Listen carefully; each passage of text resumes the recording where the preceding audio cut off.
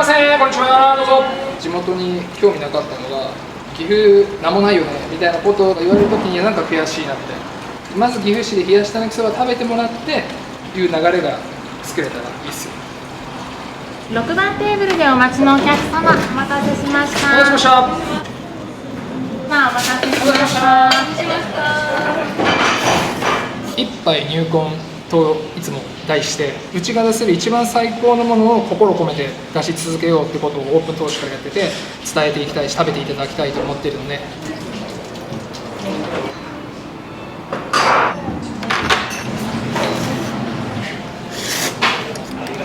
どうもありがとうございます。美味しかった。ありがとうございます。お願いします。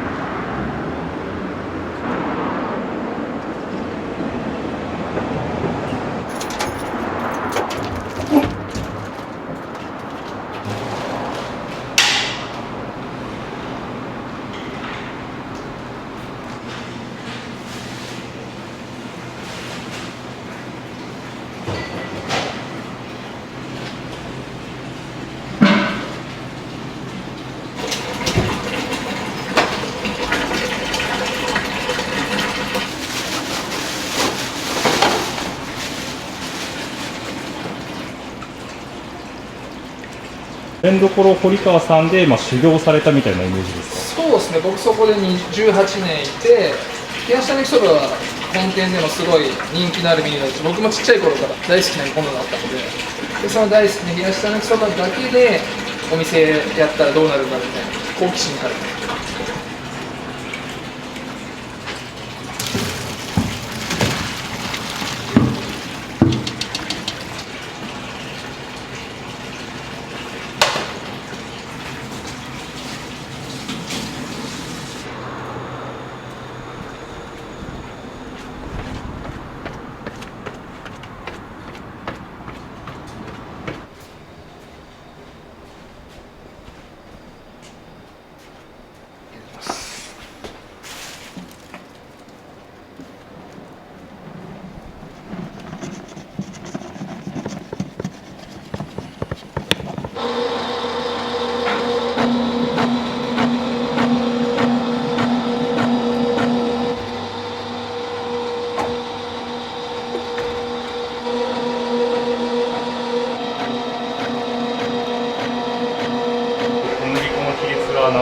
大葉です。うちは喉越しとか食感とかガツッと食べたいみたいな時にある程度歯ごたえの強さとか喉越しの良さが強調されるところを大事にしたいなと思った時にいろいろやっていったら大葉が一番美味しいっていうところにたどり着いたって感じです。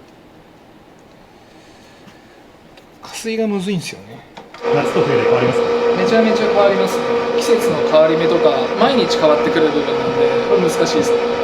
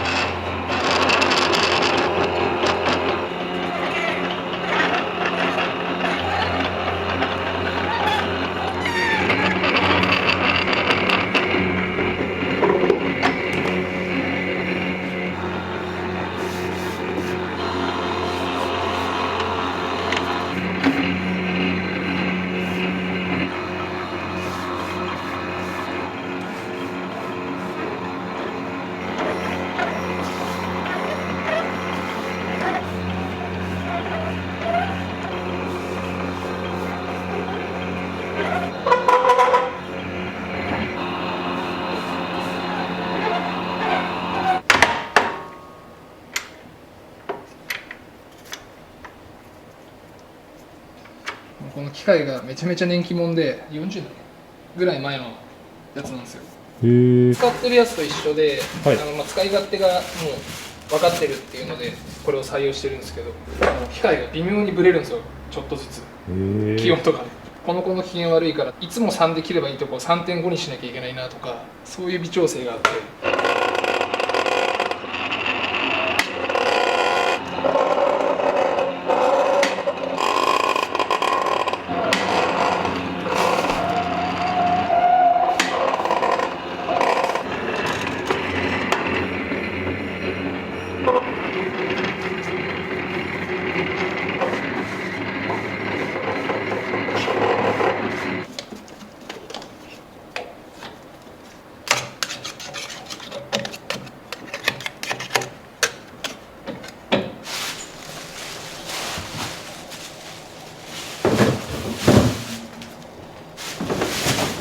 います。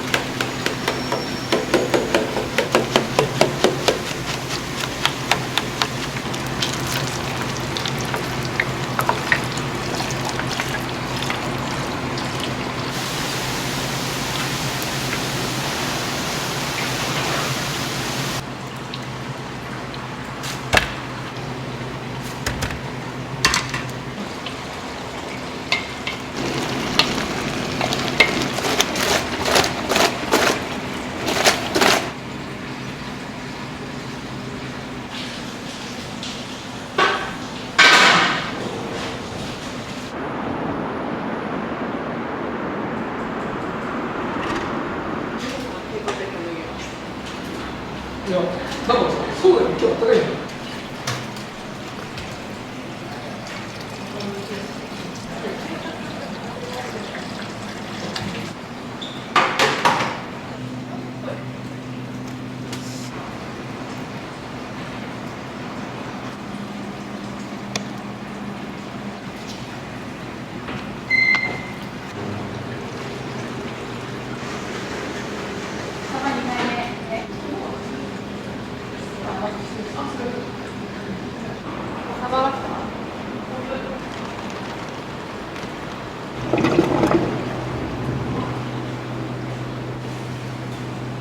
お客さんってどういう人多いですか？平日はサラリーマンの方が多いですね。土日とかだと、結構じゃあ県外からも来られた方結構、他県ナンバーのお客さん多いですね。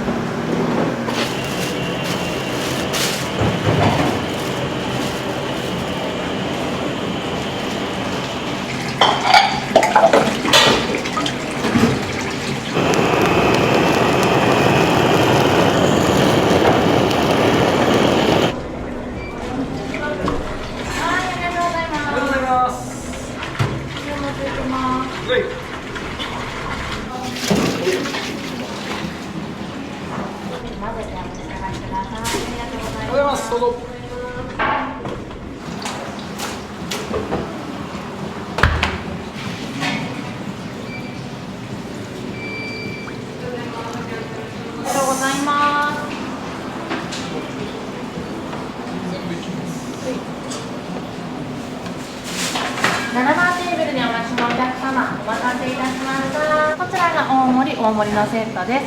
昆布のお出汁ございますので、よく混ぜてお召し上がりください。ありがとうございます。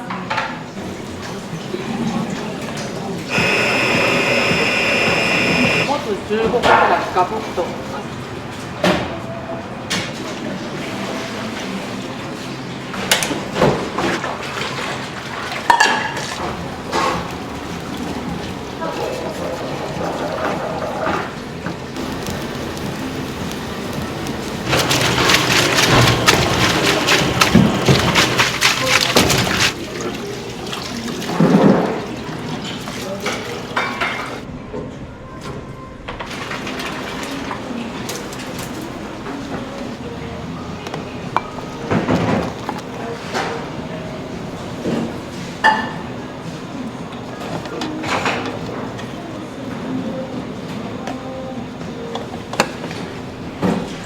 1番テーブルでお待ちのお客様、お待たせいたしました。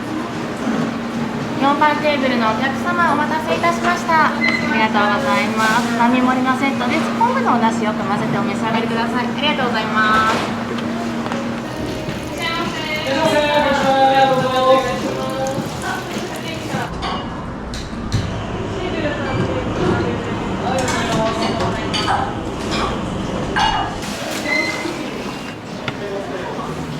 はい、お願いしはい、お願いいたます。します。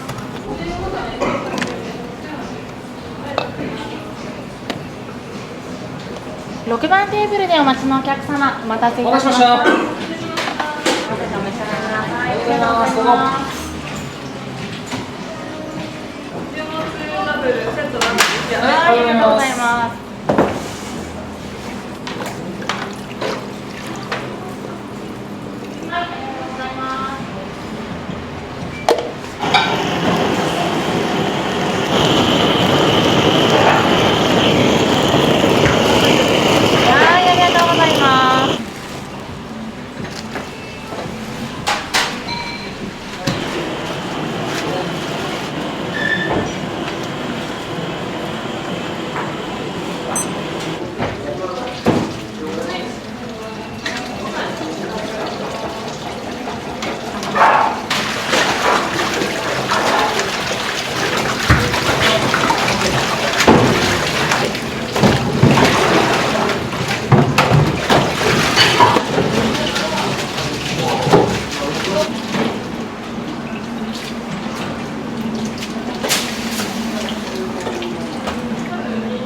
はい、ありがとうございます。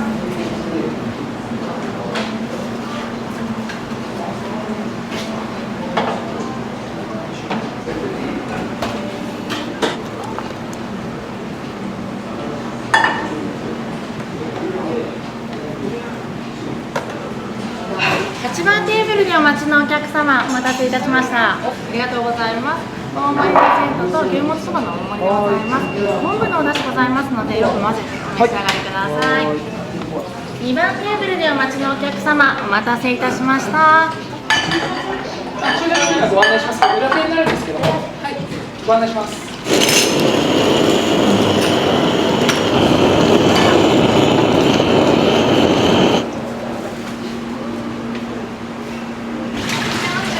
いらっしゃいませ。こんにちすいまは。せん、こんにちは。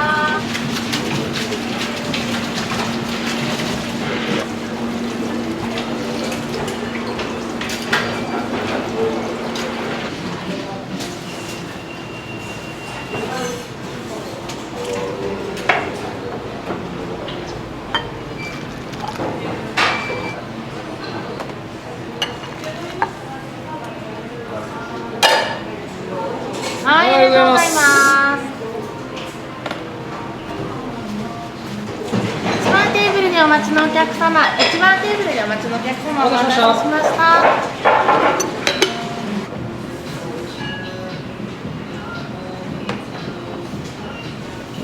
3番テーブルでお待ちのお客様、ありがとうございます。大盛りの卵入りセットと並盛りです。本当のお出汁ございますので、よく混ぜてお召し上がりください。ありがとうございます。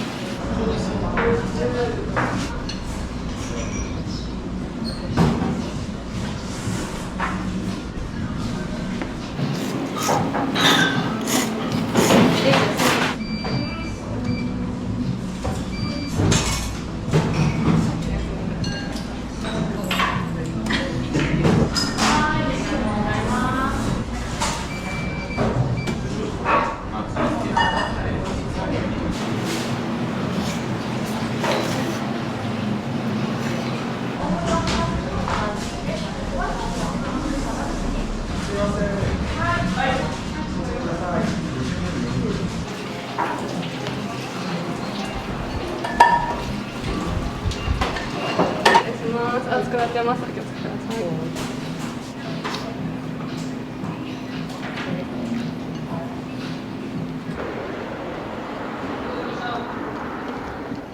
い。よく来られるんですか？僕ね5回ぐらい。おすすめのメニューありますか？もういつも冷やしそばばっかり一択で、サバ寿司がすごく美味しくて、毎回いただいてますけども、すごい歯触りも良くて、香ばしくて、すごく美味しいですよ。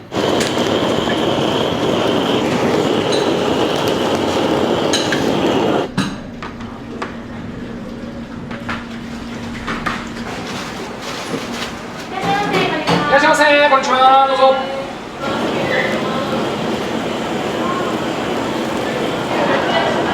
ありがとうございます。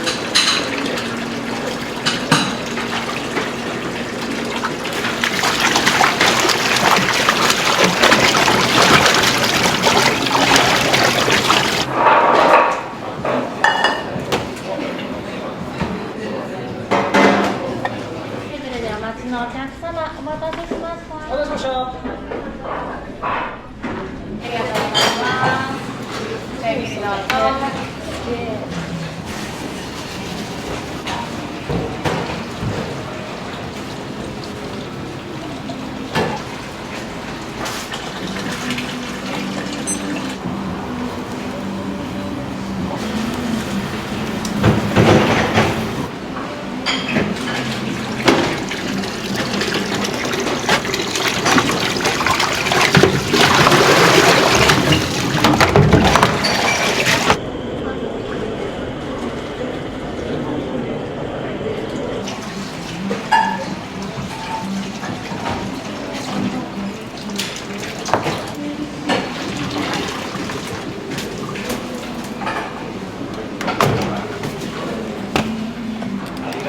どうもありがとうございます。お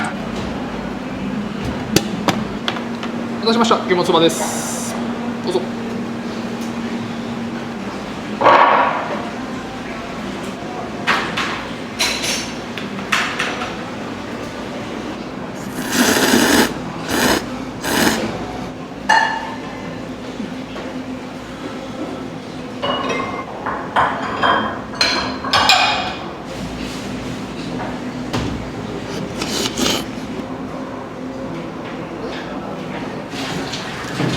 いらっしゃいませ、こんにちは。いらっしゃいませ。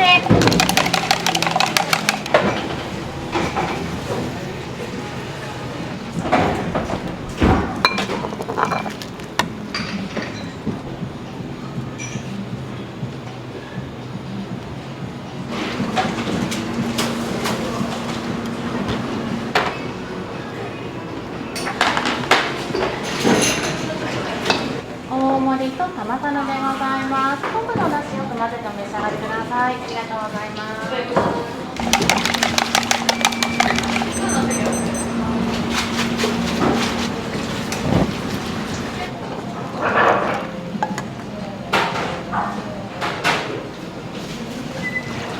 7番テーブルでお待ちのお客様、お待たせいたしました。トマトのでございます。いつもありがとうございます。3番テーブルでお待ちのお客様、お待たせいたしました。お待たせしました。ありがとうございます。大盛りです。昆布のお出汁よく混ぜてお召し上がりください。ありがとうございます。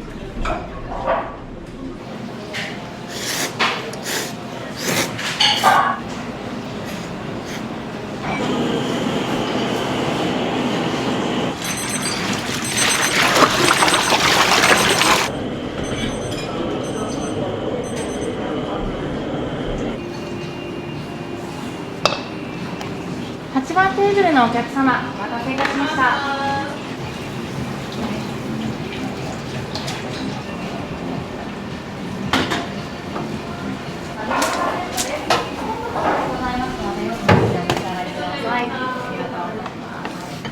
りがとうございます。またお待ちします。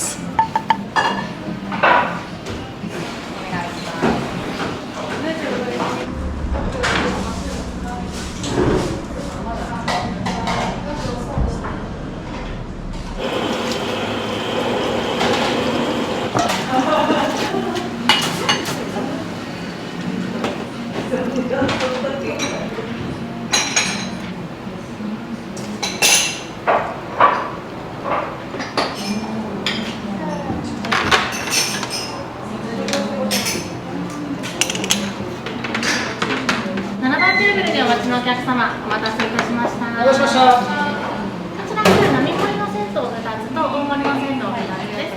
昆布のお出汁ございますのでよく混ぜてお召し上がりください。ありがとうございます。どうぞ。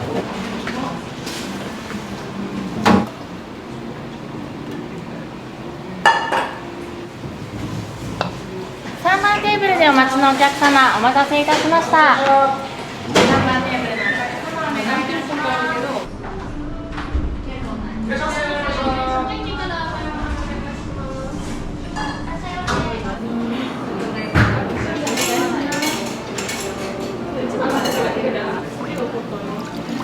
いや、僕ないです。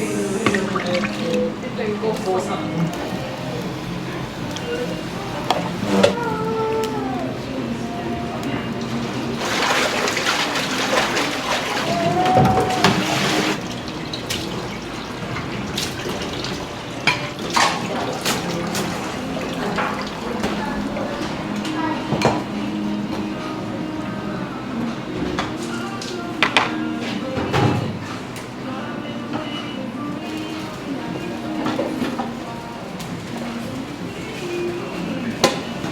1番テーブルでお待ちのお客様、お待たせいたしました。お待たせしました。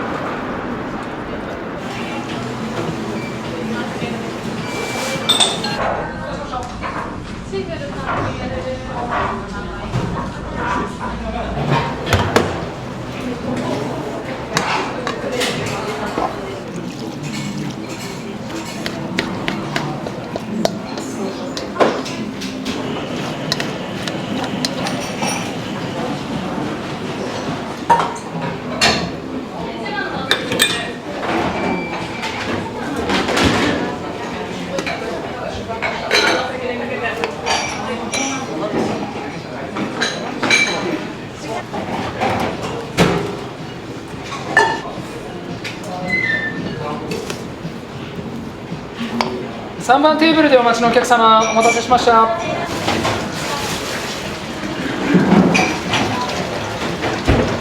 冷やしはさ、シングル、ダブル、特盛り、特盛り。いや、シングルとダブル。はい。すみません、満席ですので、外でかけて。お願いします。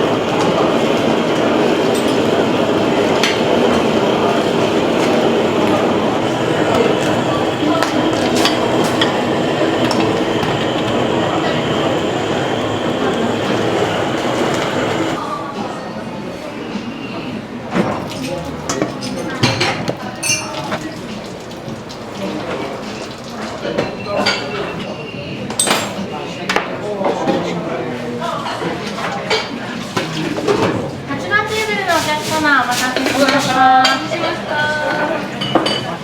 こちら牛もつそばの大盛り、冷やし大盛りのセット、並盛り単品、特盛りお二つでございます。ありがとうございます。やばいっすねこれ。あ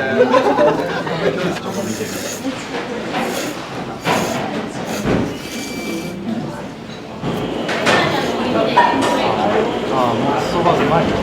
そうですね。食べ進めるとちょっと汗かいてくる。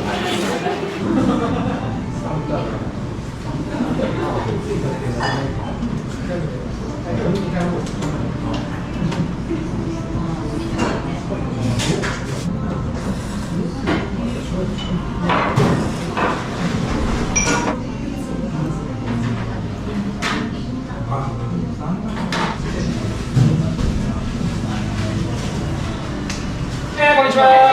こんにちは。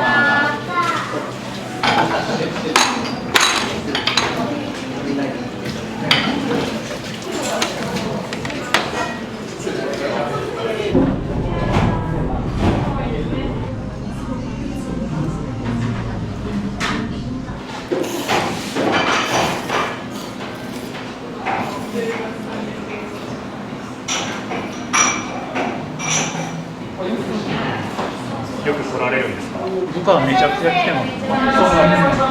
お好きなところってどういう部分なんですか？そばだけどなんかがっつりしたもの食べてる満足感が結構得られる。ここのはちょっと味がパンチがあってここばっかり切れますね。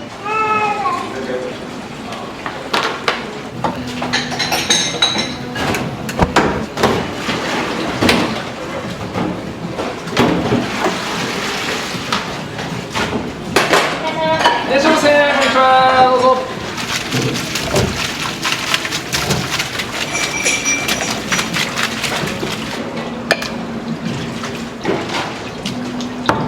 波からいきます。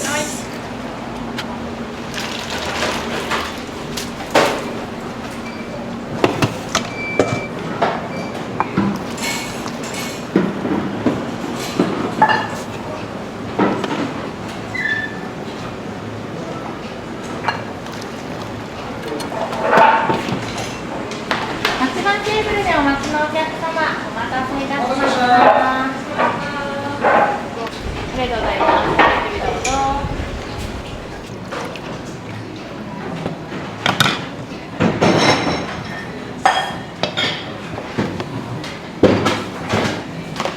1番テーブルのお客様、お待たせしました。お待たせしました。大盛りでございます。いつもありがとうございます。ゆっくりどうぞ。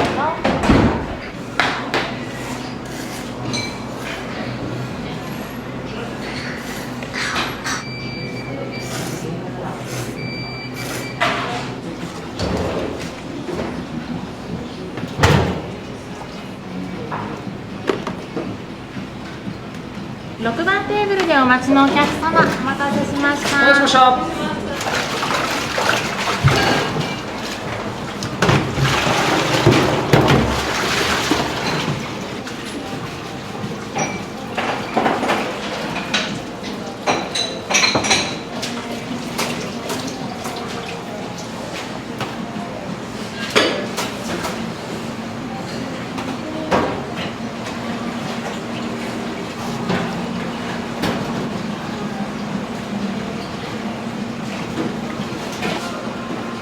5番テーブルでお待ちのお客様、お待たせしました。お待たせしました。大盛りと並盛り、こちらが揚げトッピングでございます。昆布のお出汁を組ませてお召し上がりください。ありがとうございます。いらっしゃいませ、こんにちは。喧嘩。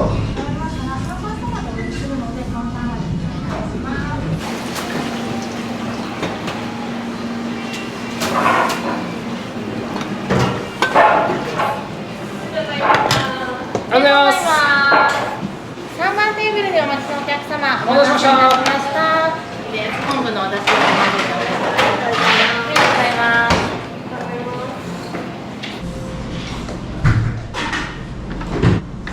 お願いします。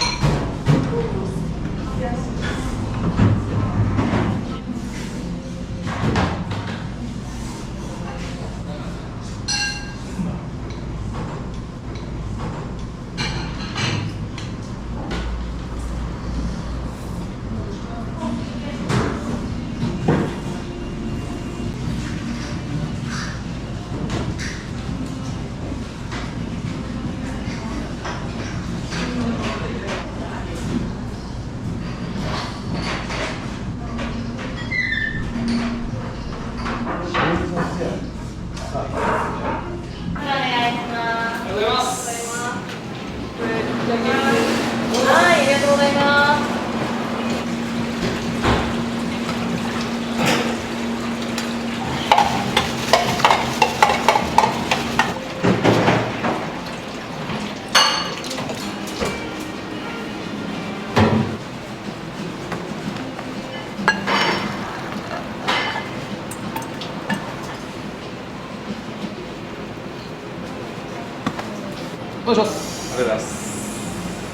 ありがとうございます。あ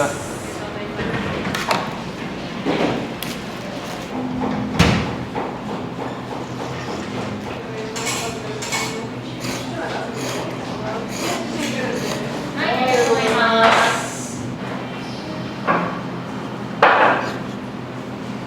よく来られるんですか？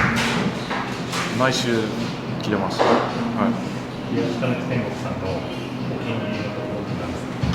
お店の雰囲気と徹底的にこだわり抜いたそばのクオリテ好きなメニューってあるんですか？ィ冬だともうこの牛もつそば一択でもうこればっかり夏場は冷やしタンっていうそばを注文して毎回焼きサバ寿司注文してます。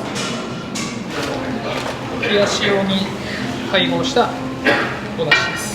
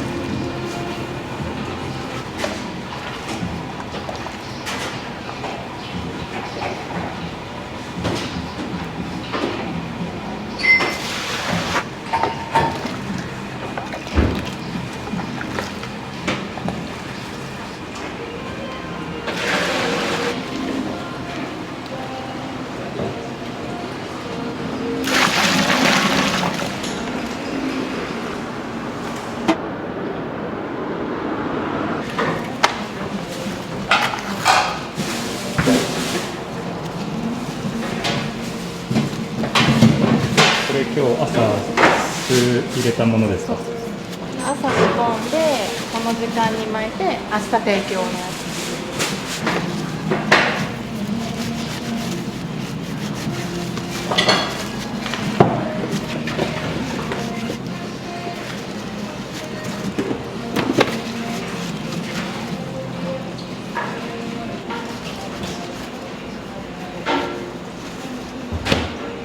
ありがとうございます。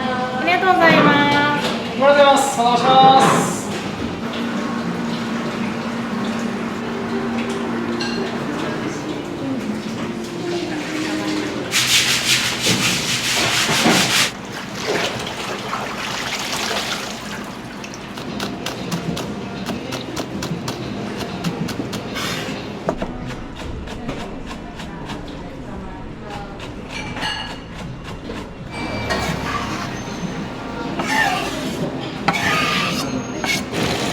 ありがとうございます。はい。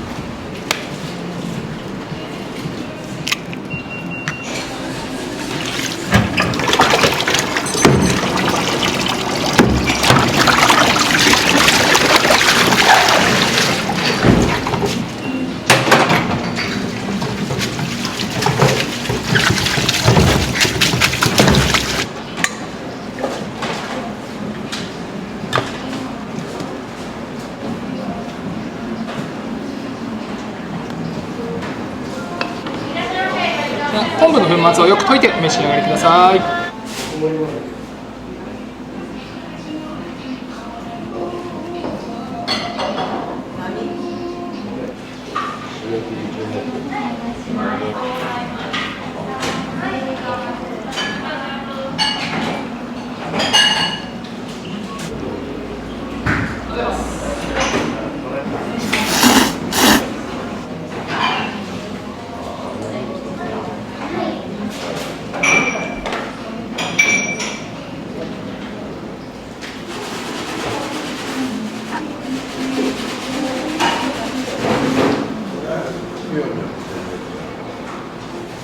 失礼します。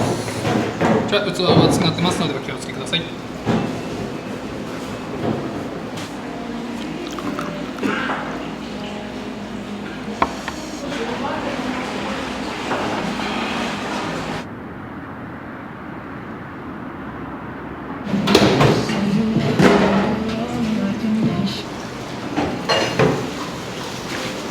れ洗ったやつ。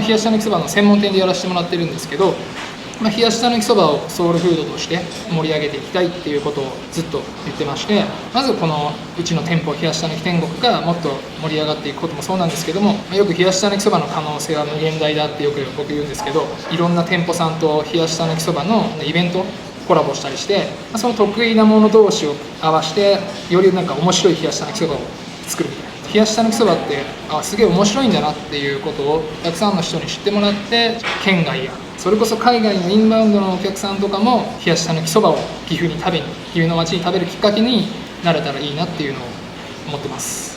岐阜の冷やしたぬきそばを、冷やしたぬき天国をぜひよろしくお願いします。5番テーブルでお待ちのお客様、お待たせ。ありがとうございます。どうぞ。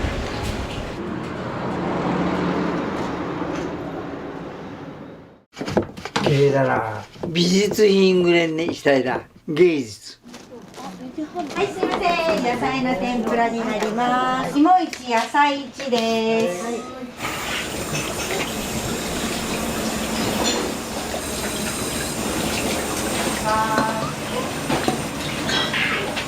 ありがとうございます。美味しいです。お蕎麦が美味しい。盛りもいいし、私腰が好き。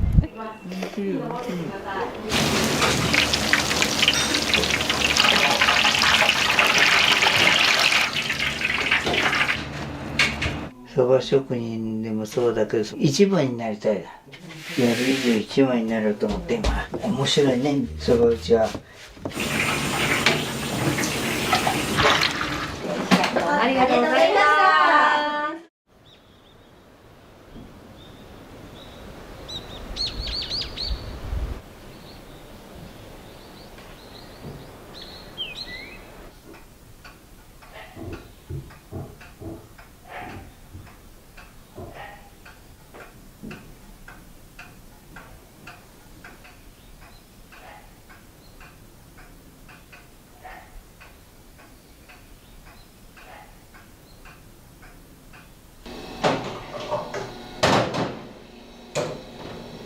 答えやった方がいい。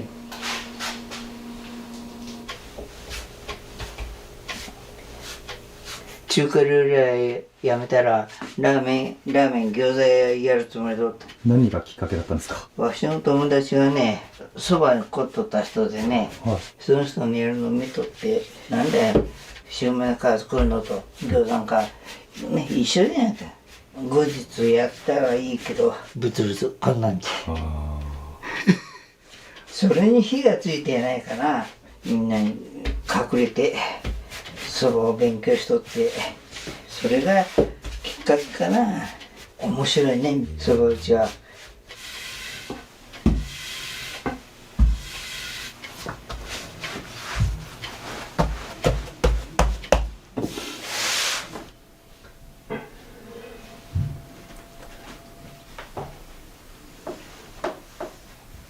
うちの一番弟子。あ、そうですか。わしに教えてくれっていうもんでさ、はい、そば打ちなんて首突っ込むと大変だでやめりんって言って、これでもやりたいって。富士山とそば屋なんか見とる方が楽しいで。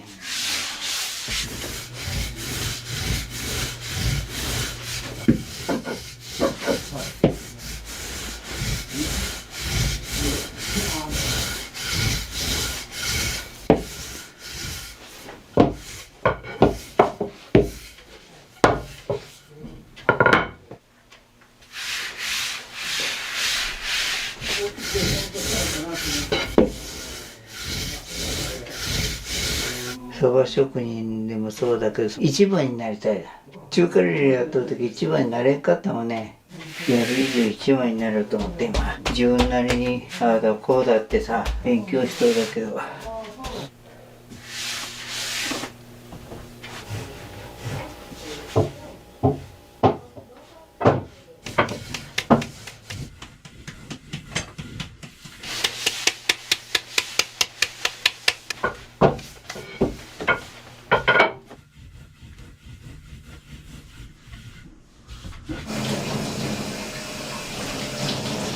10割の場合は熱湯で湯ごねして水回ししていきます。そうですね。やりにくいね。あ、そう。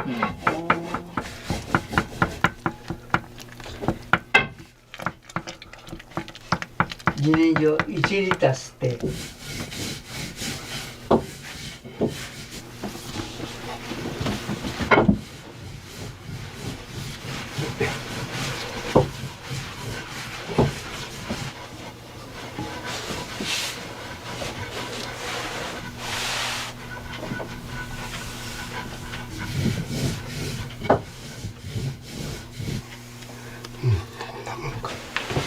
よいしょ。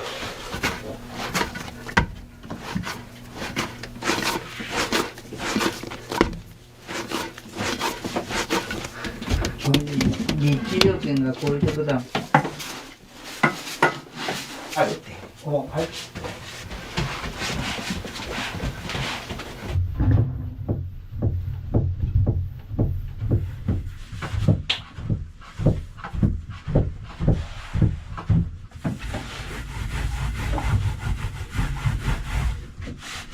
あんたとどこが違うか分かった？全体的に全て違うような気がする。いやいや、そんなことはないですよ。うん。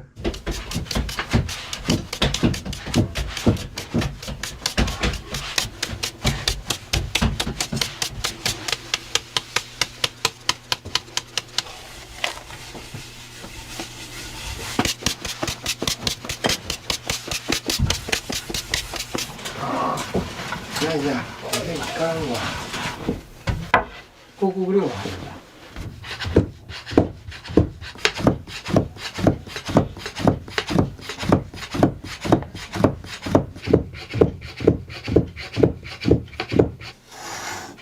綺麗だな。美術品ぐらいにしたいだ。芸術。あ、200グラムやろ。それですね。じゃあこれだよね。これ、これこっちにニャーチをこっちに持っていった。ニャーチをここに。はい。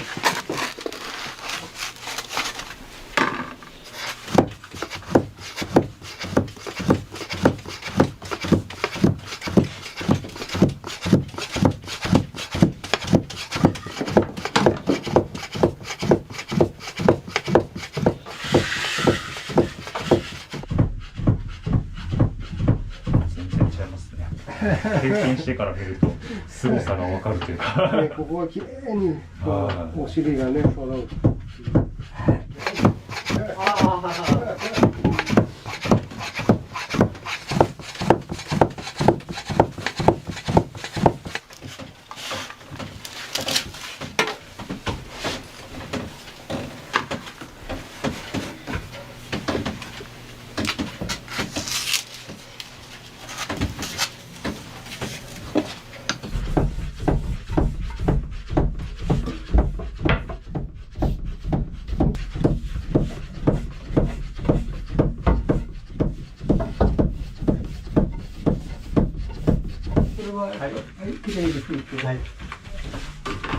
精進つゆ、だしがね、このお寺なので昆布としいたけでだしを取って、そのおつゆに私も惚れて修行するようにお願い無理無理お願いしてね、いろいろ手取り足取り教えてねいただきました。おつゆの味をね、そばもそうですけど継承して地元の蒲郡でそば屋さんやれたらなって、生涯現役でまあねやれたらいいかなって。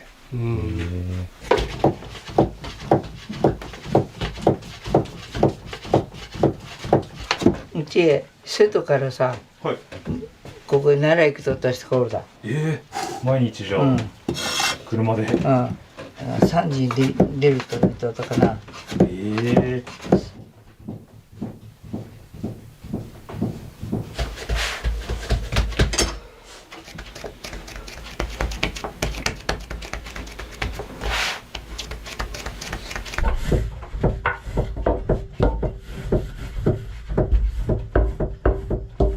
全部入れて。はい。あ、もうちょっとまあいいや。これでまだだけ。はい。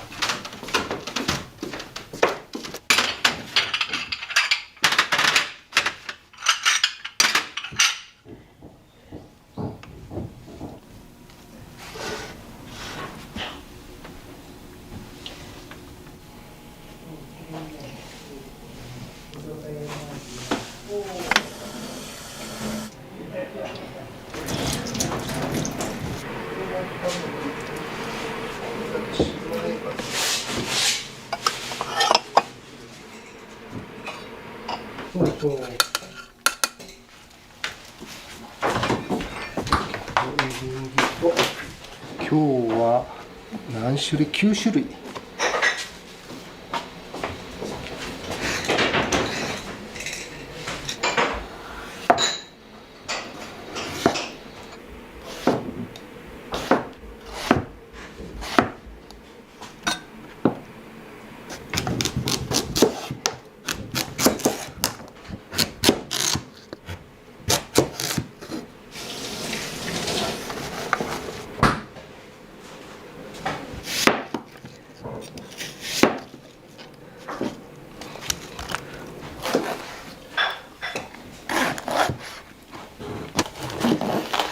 ありがとうございます。いただきます。すみません。はい、すみません。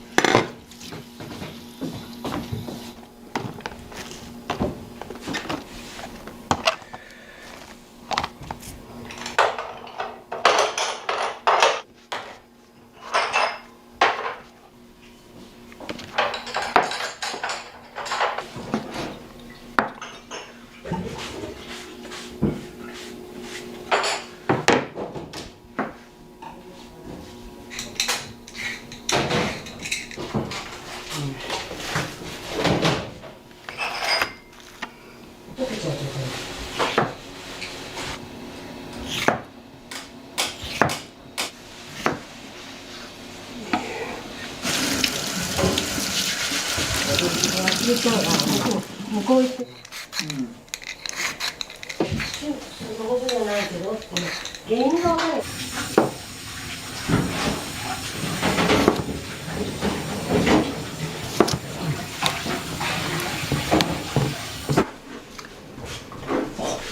ありがとうございます。すごい。いうふうにやるのはね。芋食べた？あ、はい、いただきました。すごい甘かったです。うまいだ。美味しいですね。地元農家の人がさ、農家というよりも趣味でやってる人、ああいう人からもらったり買ったり。そうなんですね。皆さんからいただいたものって。百姓の人がね、はい、ここで売ってくれて。あ、そうなんですね。へえ、食材が豊富ですね。おかげさんでね。綺麗だよね。綺麗です。ね、もったいないぐらい。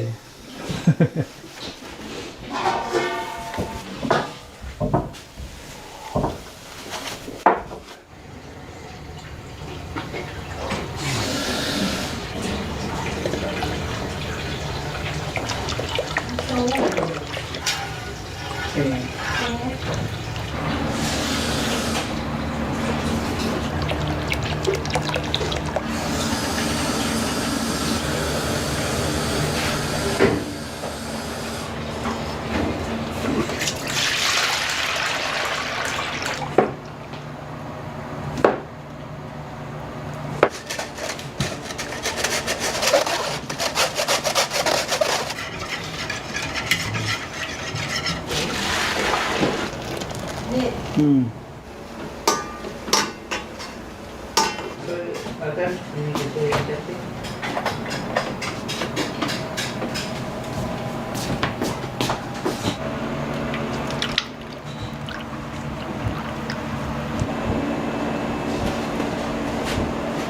自分で作る。へえ。どのぐらいかけて作るんですか、干し柿って。2週間ぐらいかかるかな。これ何日目ぐらいなんですか。まだ3日か4日だ。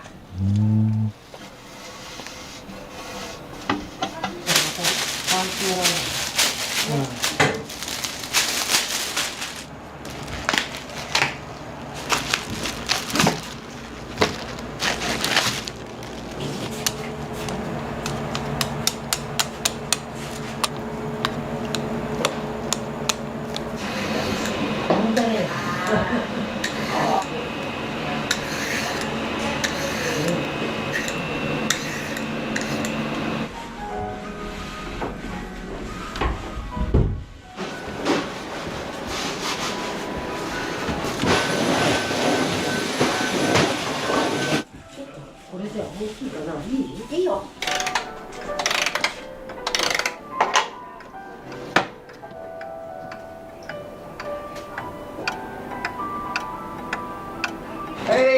さんもこれお湯入れちゃって。元気？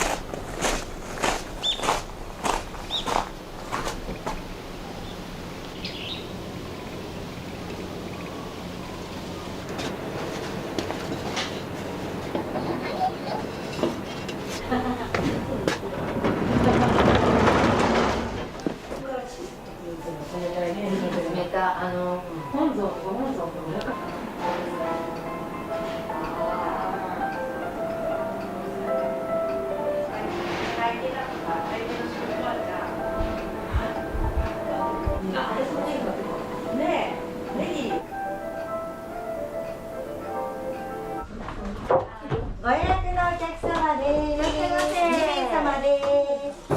3名。あ、3名の方。曽根さんが。そう。はい。いらっしゃいませ。いらっしゃいませ。お願いします。大きいテーブルですので、後ほどご相席お願いします。全然大丈夫です。全然大丈夫です。いらっしゃいませ。4名様のお電話。そうです。あ、少々お待ちくださいね。8割。はい、ありますよ。森さん、芋市野菜。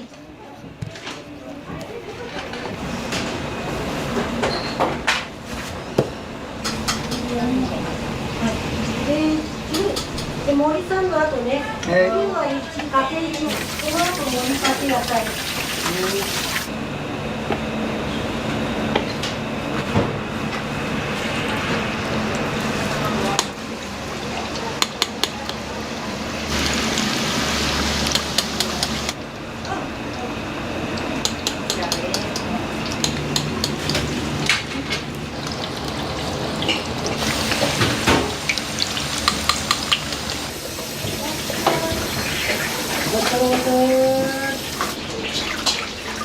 綺麗だなこれ。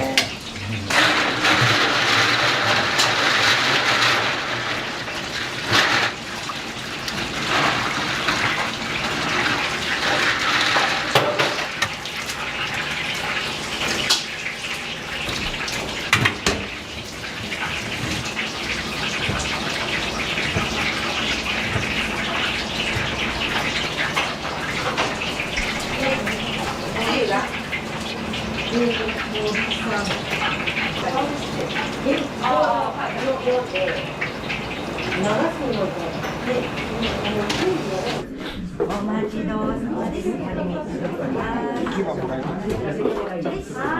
ぷらでき次第お持ちしますのでお召し上がりください。もらうって書いてある。2番。そう、10割。はーい。で、は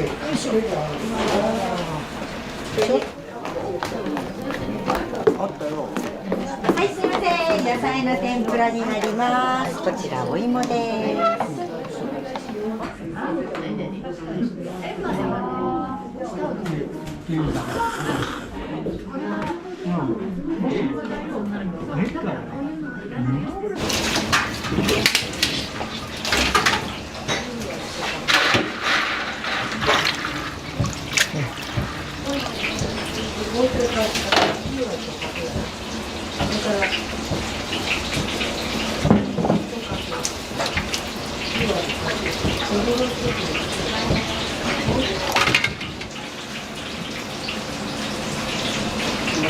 いいよ。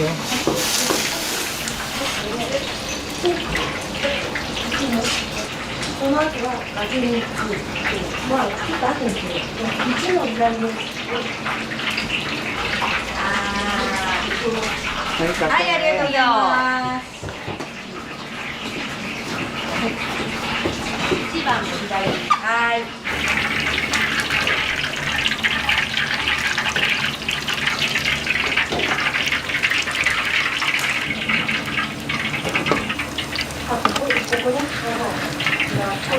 10割でこれだけ長いないなかなか。は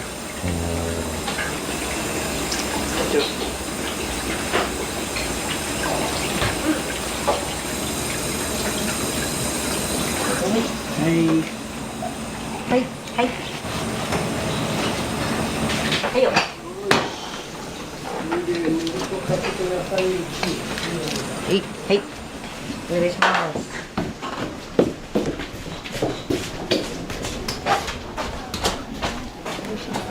お待たせしました。野菜天ぷらになります。どうぞ。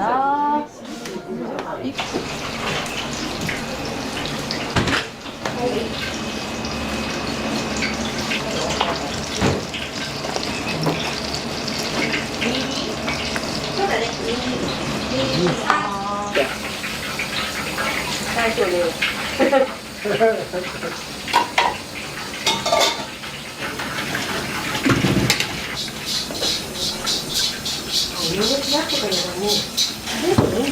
あるよ。はい。またしますね。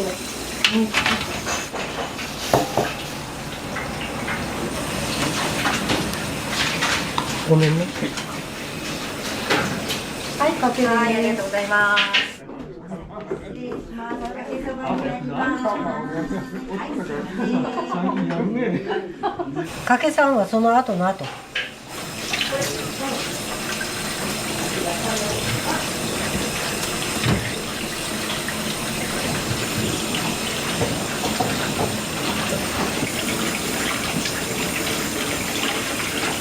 その次は野菜というの。はい。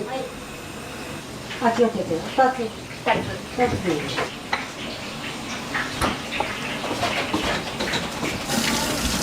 これを1つにかけ2つ。あ、先にかけ2つか。で、ありがとうございます。ちょっとゆっくりやりますね。800円のお返しになります。ありがとうございます。ありがとうございます。まだ。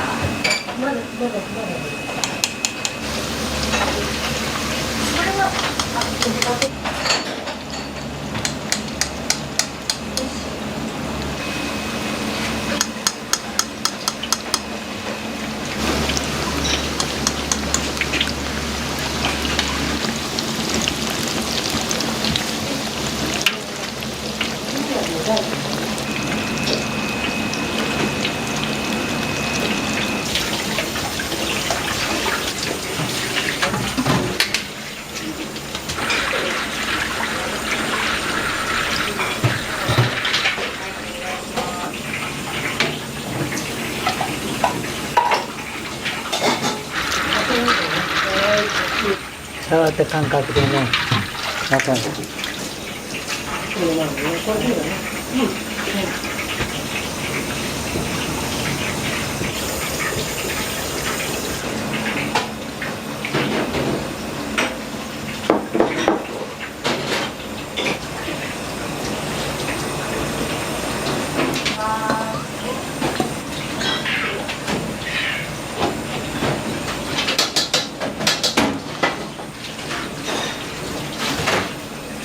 はいね。はい、ありがとうございます。はい。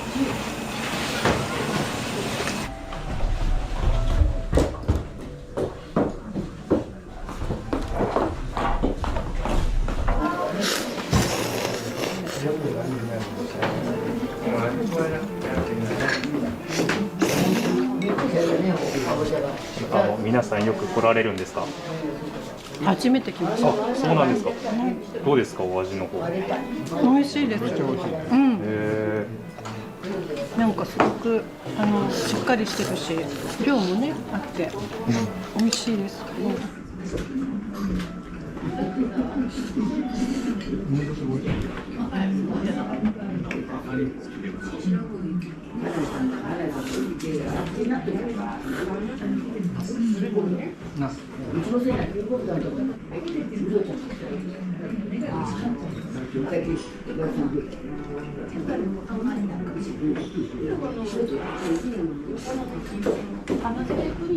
ありますよ。何個？2つで。はい、少々お待ちください。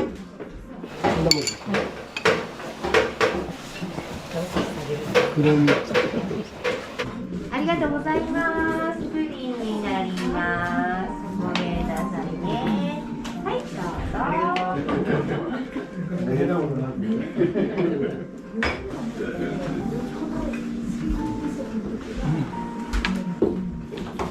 ありがとう。はい、ありがとうございます。失礼します。嬉しい。注文してくれて。あ、そうですね。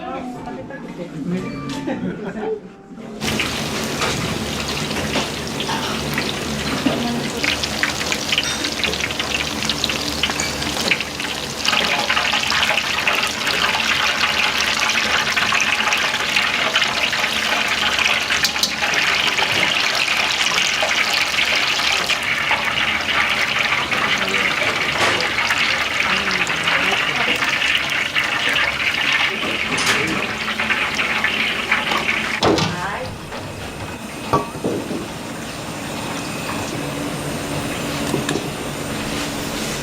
はい。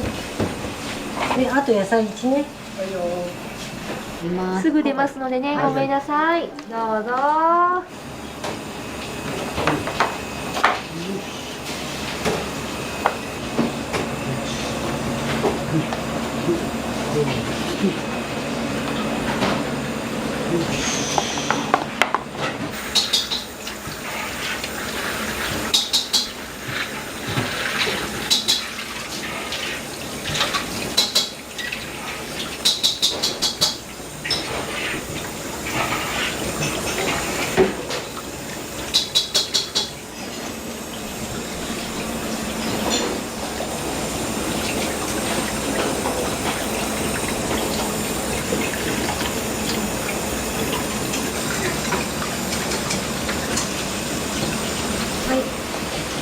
お客様です。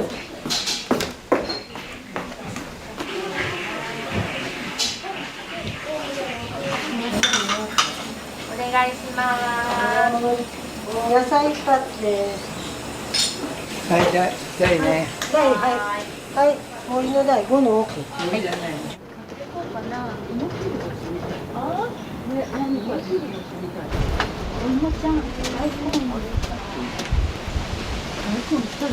よく来られるんですか？私3回目。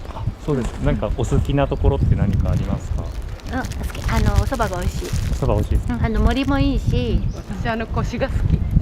そう、腰が感じられましたか？初めてだけどすごい気に入っちゃった。今日お野菜買われてますけど。いつも買います。お安いですよ。安いです。地元ですけどね。安いよね。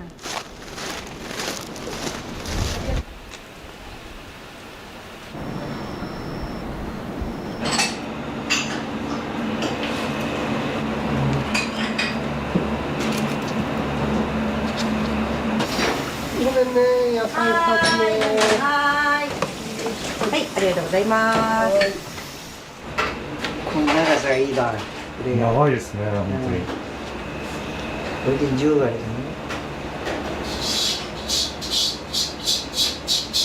はい。はい。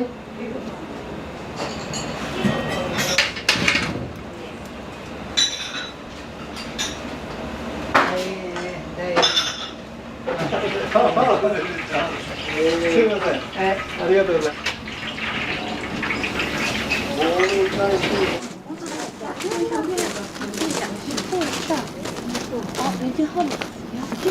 いらっしゃいませ。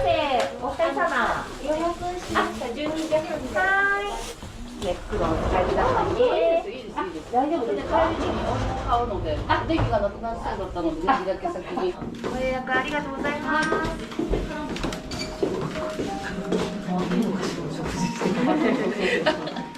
かけそばに、トッピングでおろしを1つ、で二八の盛りそばを1つ、野菜天ぷらを1つでよろしいですかね。はい、お待ちください。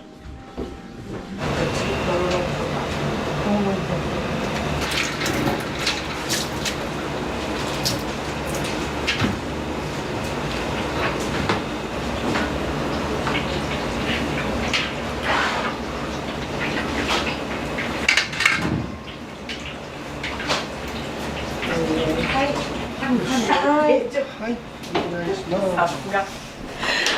こうしたら。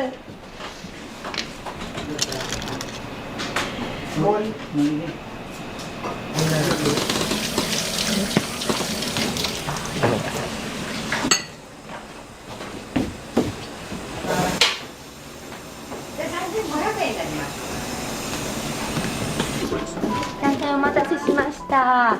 盛りそばになります。どうぞ。お待たせでした。そこにわさびとかぼちゃが大きい。いただきます。お疲れ様です。このまま食べよう。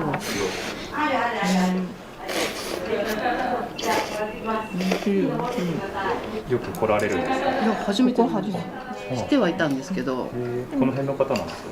豊川です。黒子っていう、そっちはね、よく行くんですけど、ここまで来たことなくて。どうですか、お味の方。いや、美味しいです。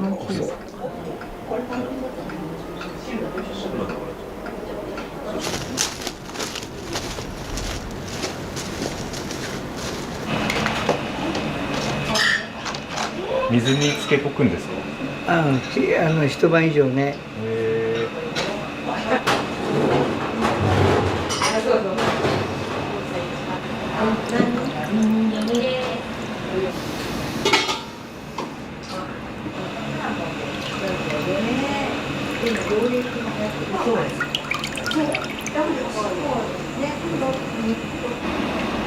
ちょうどとろみがあってそば湯に栄養がありますね。ちょっと行ってくるかな。リンゴ病も子供しかならない。いや、意外ね、その記憶があって。いい色だな。がっつりもらった。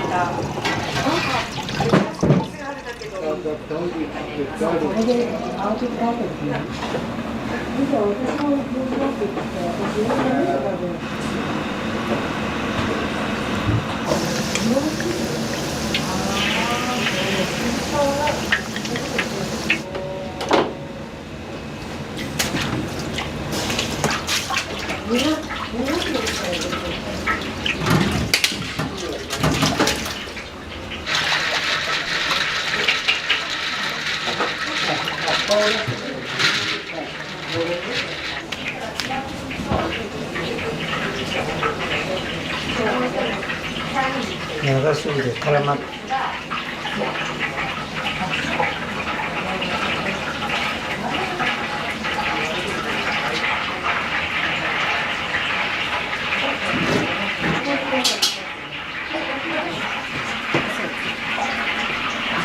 お待たせしました。は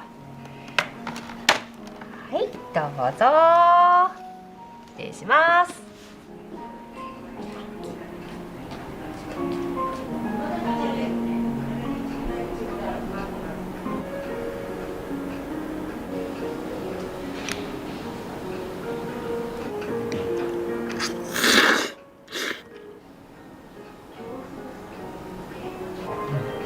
時。でも体とるのかからん。確かにね。ここね。しょうがない。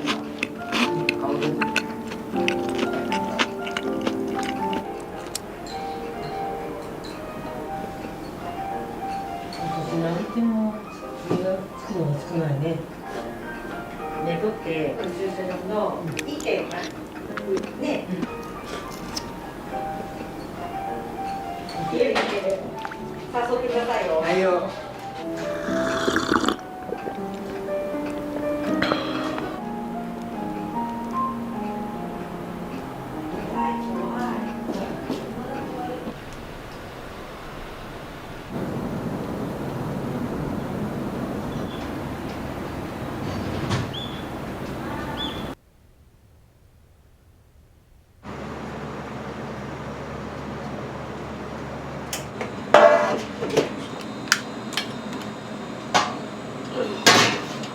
いつもこのぐらいの時間に起きるんですか？一日おきから出汁を取るときにね、時間がかかるもんで、それで早起きというか、出汁を取ってからそばを打つから結構時間がねかかるわけね。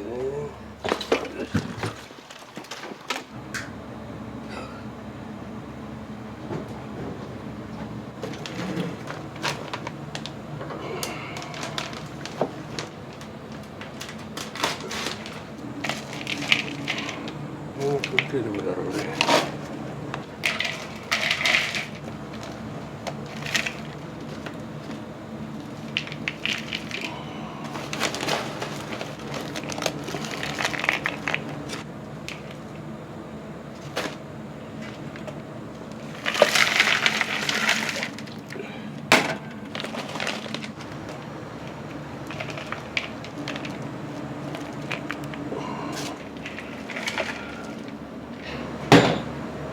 店によっていろいろだろうけどね。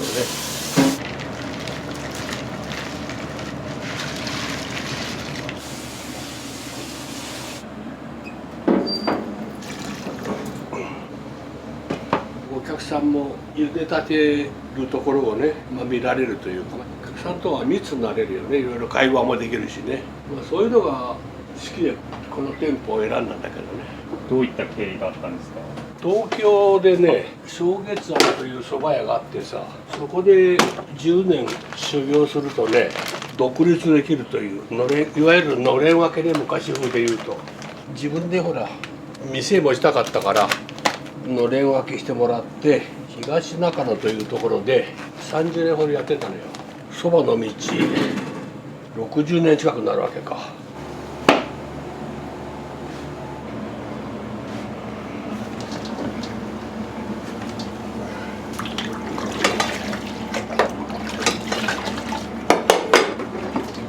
水が冷たいからね、沸騰するまで時間かかるんだよね。これからさらに2、30分ね、ことこと煮出すわけよ。名古屋は結構甘いですよね。そうそう、だから出汁もそういうふうにしてる。こっちに合わせて。時間とこの色を見てね、出汁が出たのを確認する。だんだんと色がね、飴色に変わってくるのね。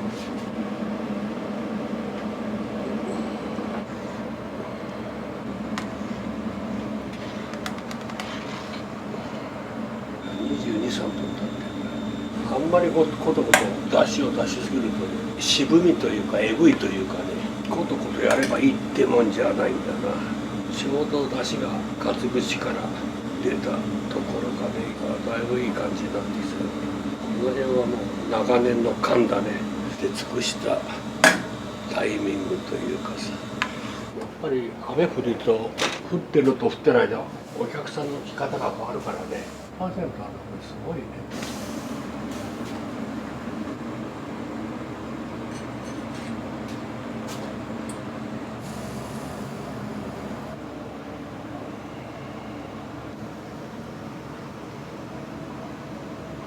清水さんは今上で一人で暮らされてるんですか？そう。ご結婚はされてなかったんですか？昔はね、東中野の時代は普通の旦那とかみさんでね、まあいろいろ人生いろいろでさ、今は一人で楽しくやってるというかさ。子どもの日っていうのはいつ実施されてるんですか？これはまあ毎日だけどね、要は小学生の子は盛りそば1枚が100円ってこと、大人は400円だけどね。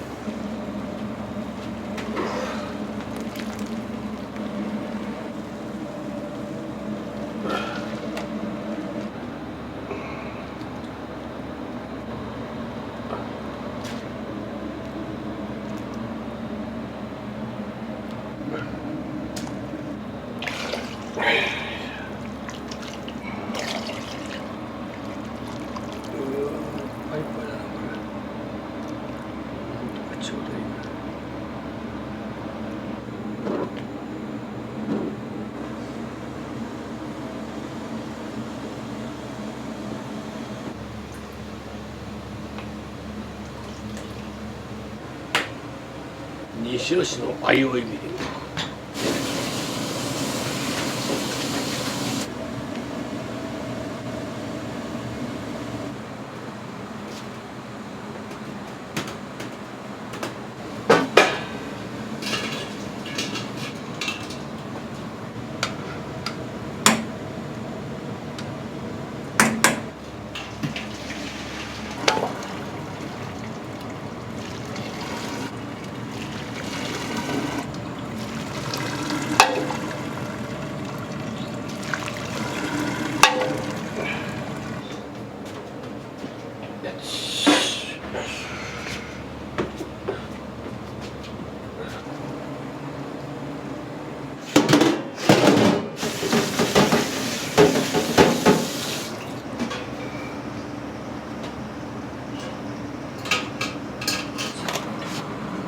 この汁とあったか用のかけは大体同割りが多いけどね。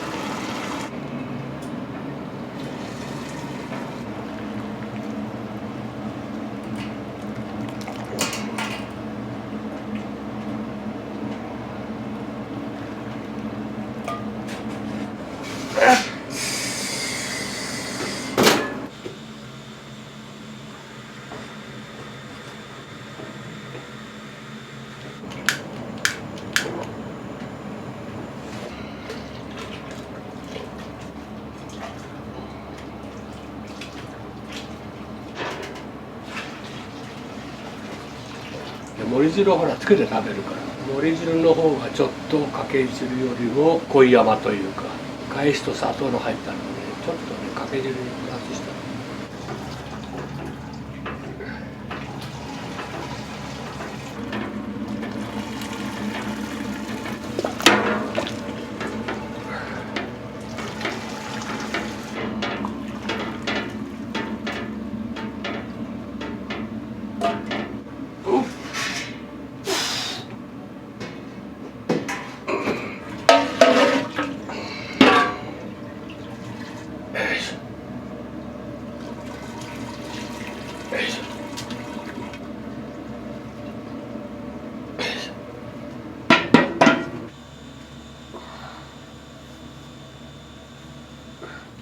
雨降りだからベトベトしてるよ。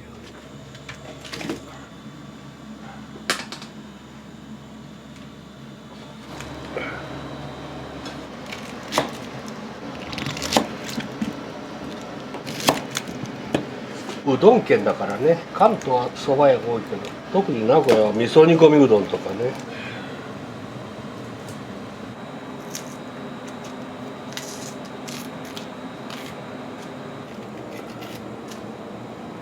吉見さんはどうしてこの西尾市にお店構えられたんですか？縁だよね、こういうのって。物件も嫁さんみたいなもんでさ、西浦出身だけど西浦こちらよりも、まあ、田舎というかさ物件も少ないんだよね。蒲郡から赤い電車が走ってんじゃない。それで蒲郡線に乗って駅降りて近くの不動産屋に行ったのね。私東中野で30年ほどやってたのね。でここは東はずという町なのね。東というほらなんか縁があるような気がしてさ。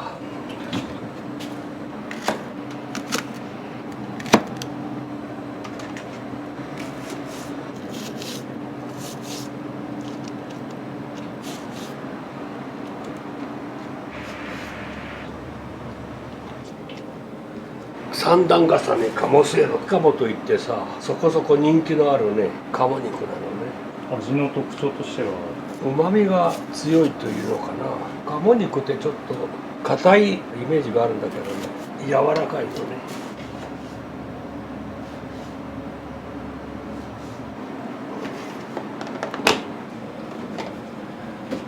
どういったきっかけでそばじいという名前になったんですか？きっかけというか、まあおじいちゃんが蕎麦屋やってるから蕎麦屋のじいちゃんという意味、子供だから100円玉持ってきてさ、蕎麦じい蕎麦とちょうだいって感じでさ、ドラマ的なさ。これはそういうのはちょっと夢的なとこもあったけどね。結構お子さん来られるの多いですか？土日は多いね。子供だけで来るのもたまにいるけどね。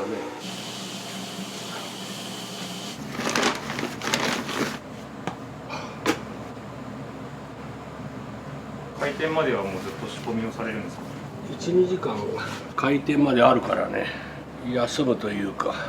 私熟成麺というかさ、熟成したそばが好きなのね。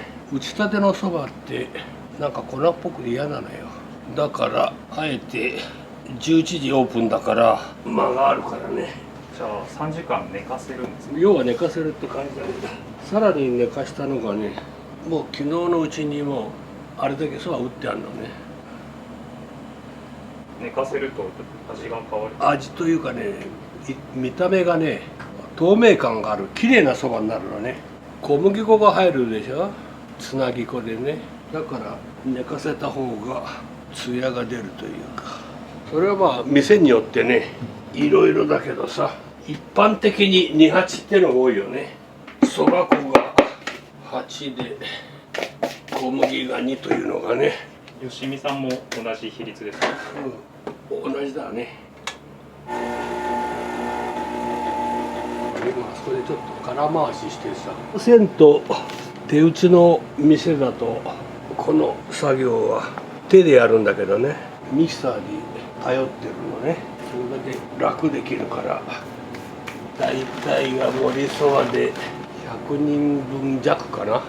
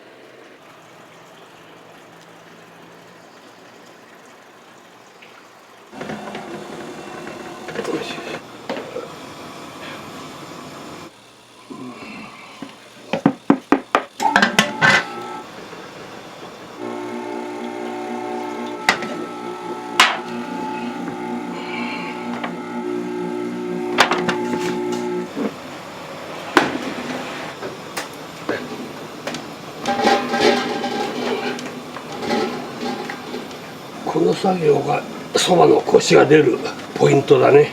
そば粉は値段上がってないですか？全て上がってる。そば粉、かつお節、醤油ね、もう何でもかんでも。値上げはされたんですか？してない。私はまあ極力やっていければさ、逆に下げてるからね、この辺なんか1000円を900円にさ、こっちもね逆に下げてるだろう。下げたのは何か理由なんですか？俺も結構目立ちたがりなとこもあるからさ、普通みんなほら値上げが一般的でしょ。それでそば汁は逆に値下げしたよってことでさ、まあそういうのもあって値段設定も400円で2枚なら700円とかね。なんせうちはうまい安い早いそんな感じでやってるから。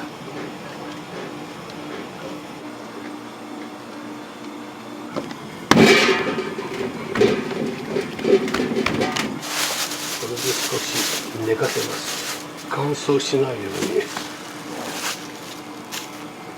に。水としてはいいですか？美味しいよ、この辺の水は。しかも浄水器も使ってるから。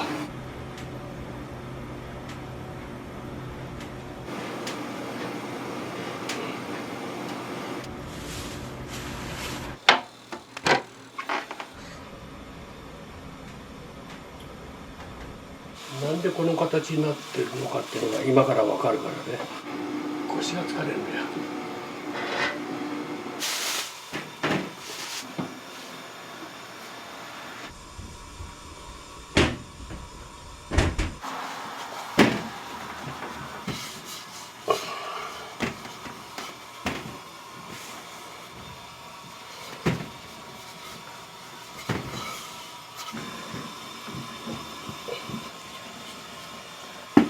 これで薄くのして切ればいわゆる手打ちだけどね、機械でお任せするからさ。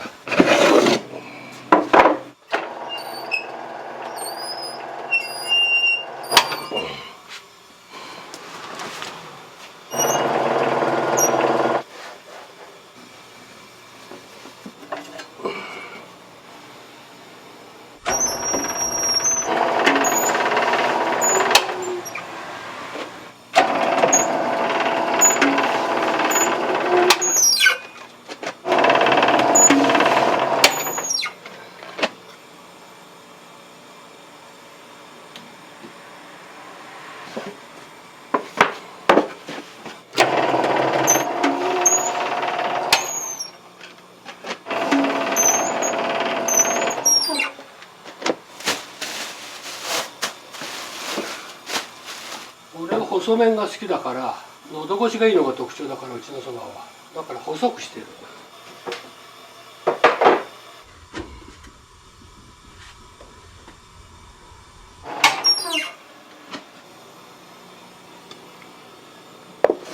味チェックを兼ねてね、そば食べるのよ。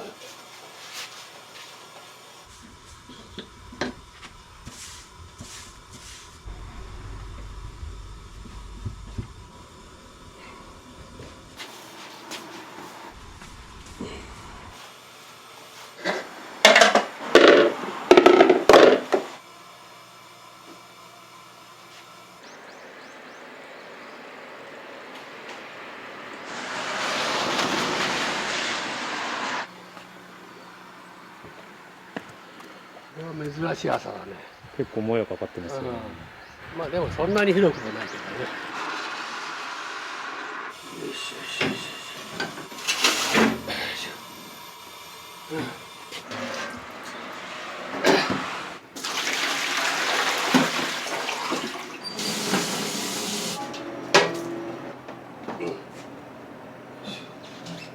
後片付け多いですね。結構いろいろあるんだよね。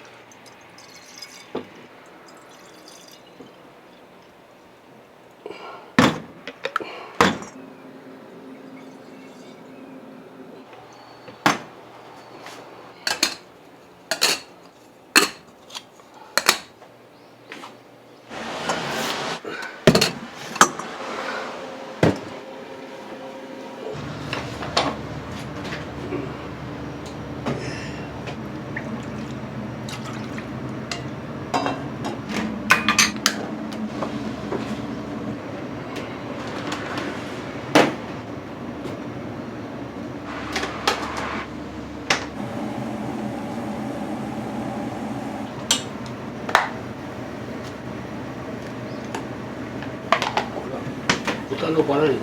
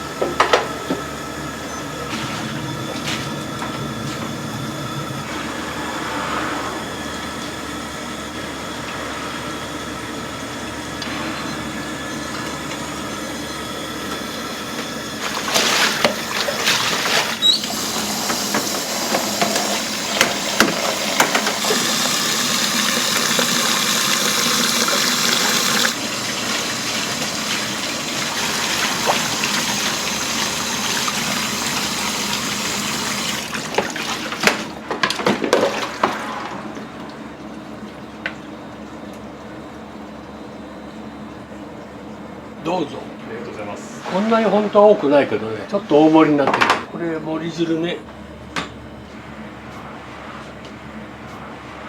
特に日が当たってるから余計艶が出てるね。私がこういうそばが理想だったから。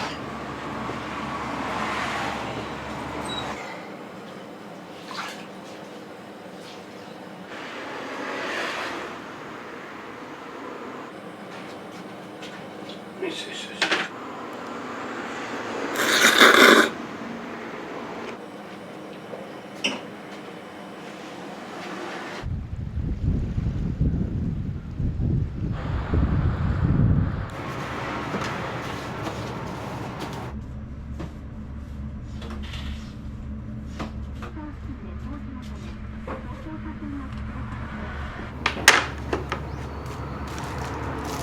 勤務されて長いんですか？長いですね。当初からいますよ。8年ぐらいかな。吉見さんのお蕎麦どうですか？美味しいですよ。私も好きですけどね。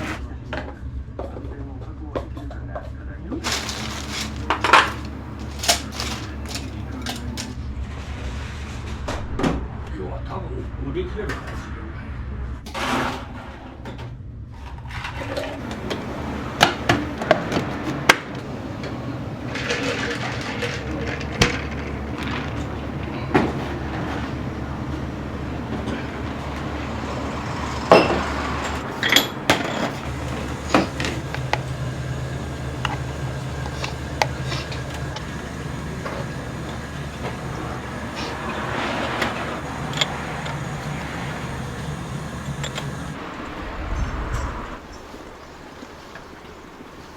どこ？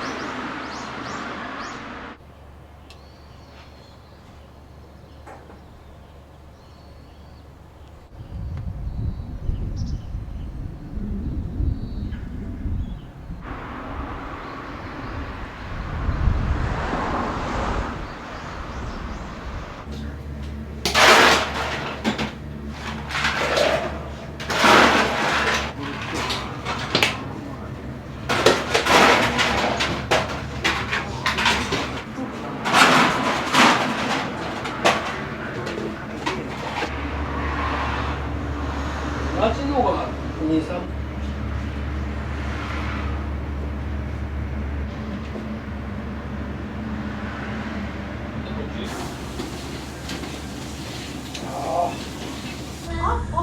はい、いらっしゃい。美味しいもの。あれが始まったよ。どうしました？味噌おろしが。味噌おろし好きだったじゃん。鴨の3枚と味噌おろしがちょうど。そう。大根おろしするときにね、青くやってね、言えばもう作ってあげるのにもう終わりだし。ほんなわからん。違う。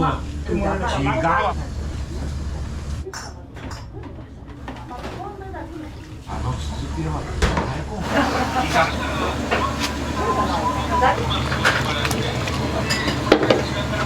小さな瓶だったんだよ。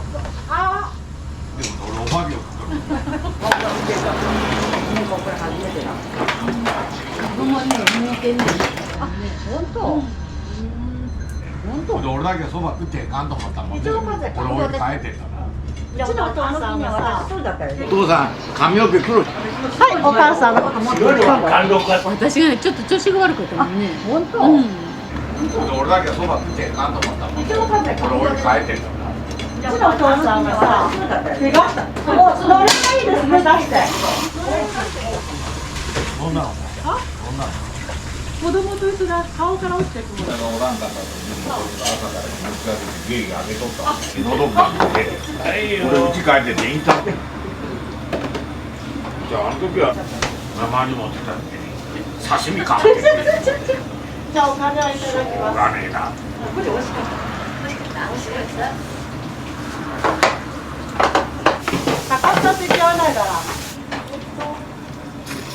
10したよね。多く行かれた。美味しいで来るんだろうね。来る人がさ、並んでるから入ってっちゃってる。好きじゃないかなって言って。私耳が悪いもん、ために耳が出た。あ、そう。赤いまでやったらおかからみんな死んじゃっとるわ。私が死んだの？何食べて。やっぱりあっちは川の水。きれいな。臭みなの。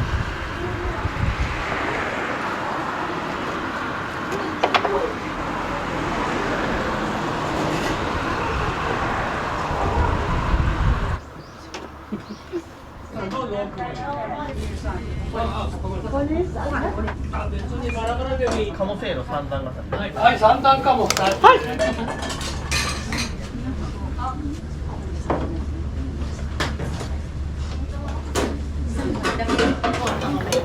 2種類。あ、別にマラマラでもいいのね。カモセイの好きだけど。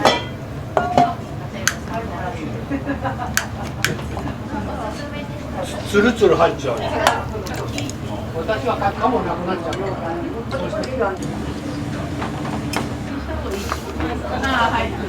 ちらはカモが4とかき揚げ1ね。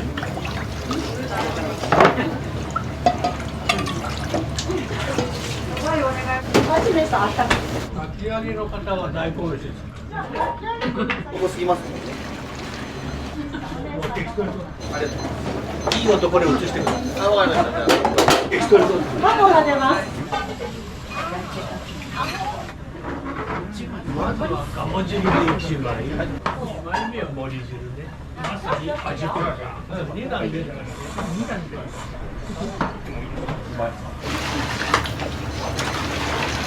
木曜日にするわ。いや、木曜日休みだね。あ、木曜日やる。大根おろしをその中入れてもいいし、折れ汁に入れればおろしそばになるし、食べ方いろいろ味比べ。2段ね。はい、ここで読みさんが出ました。いいの。鴨汁は熱いからね。熱いよ。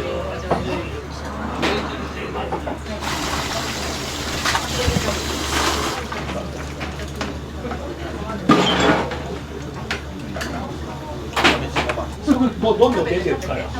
そばはね、3分の命と言われる。はいよ、これで皆さん1枚いったかな。はい、今度は3段目いきます。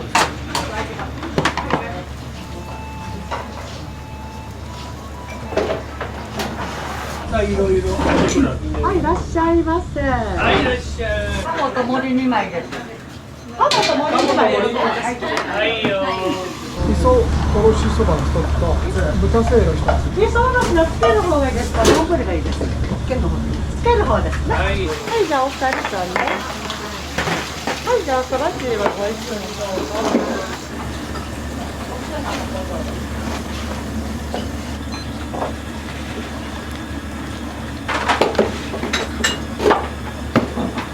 森二枚さんのカモが出ます。はいよ。どうぞ、カモの方。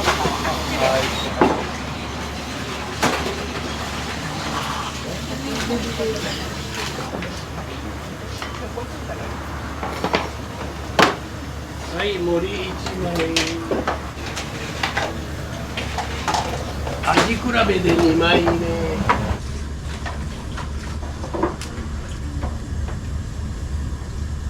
噌おろしの方は。味噌おろし、その中にそばのつゆを入れてね、混ぜ混ぜして、それでつけて食べる。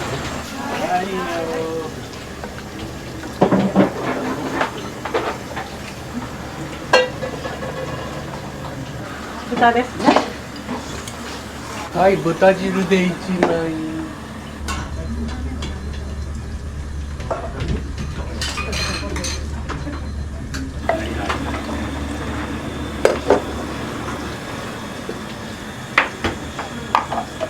全部出ますか。暑いですからね。気をつけて。ありがとうございます。ありがとうございました。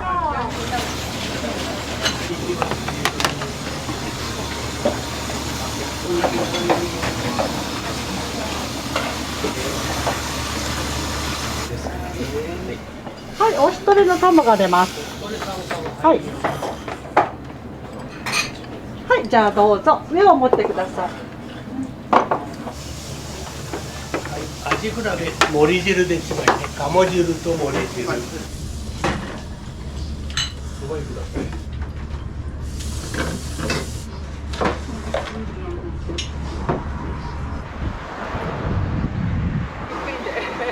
ごめんね。や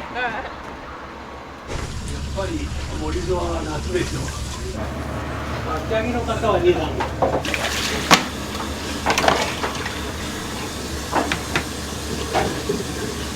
はい、3枚目。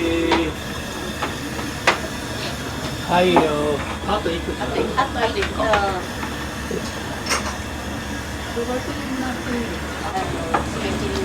はい、美容と健康にそば湯ね。飲み放題だからね。はいよ。こちらは1段足んないね、まだ。あ、2枚。2枚。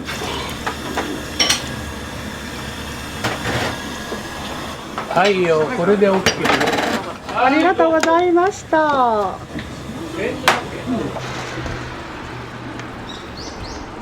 い、いらっしゃい。お二人さんはかき揚げと鴨ね。じゃあ鴨何枚ですね。あ、高いですか。お一人さんは3枚。はい。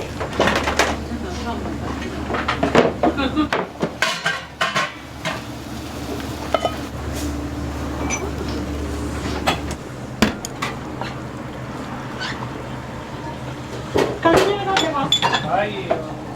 お母さんですか。はい、じゃあかき揚げを。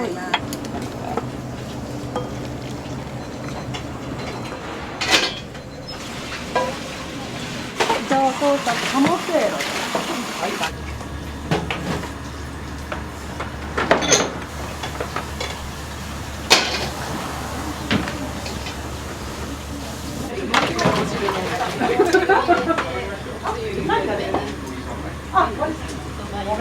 はい、まず1段。はい、ありがとうございます。はいよ、まず1段ね。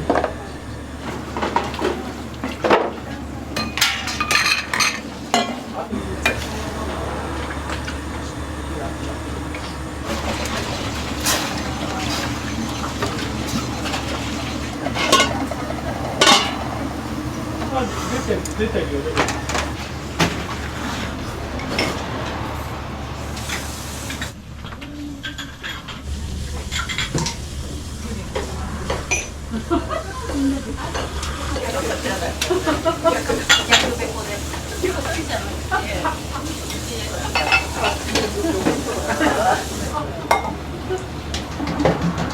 はい、カモ南蛮熱いよ、熱いよ、熱いよ。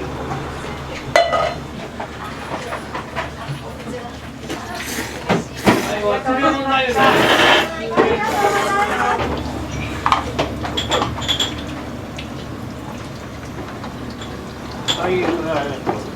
よければちょっと味の感想を教えてもらいたいんですけど。そばが固めで美味しい。歯ごたえがあって。かぼせる3つ。あ、かぼせる3つでいい？はい。やっぱりあるけどね。味比べろ。三大打線でかぼせる。お母さんビールも出すよ。はい、よろしく。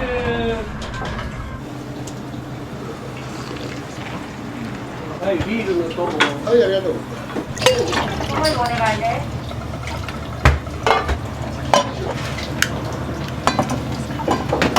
今盛り。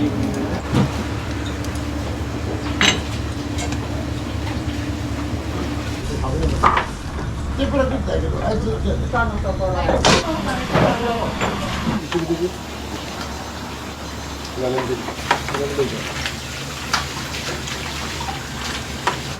い、まずは鴨汁で1枚ね。1枚ね。その後は盛り汁で1枚。味比べね。ありがとうございました。はい、味比べ2枚目。もう1枚ずついくからね。11時からやってるの？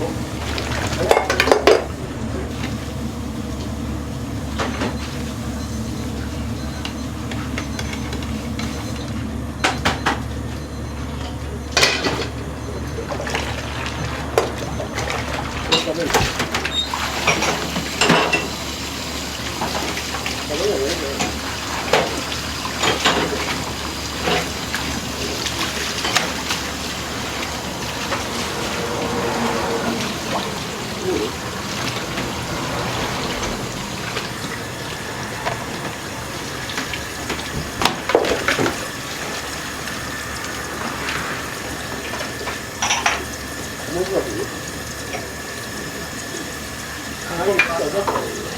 3枚目ね。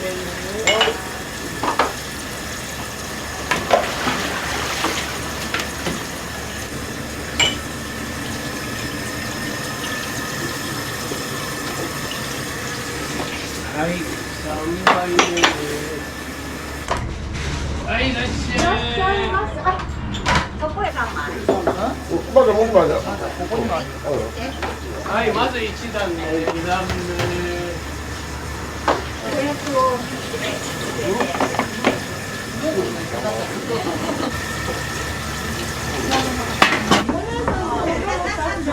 はいよ。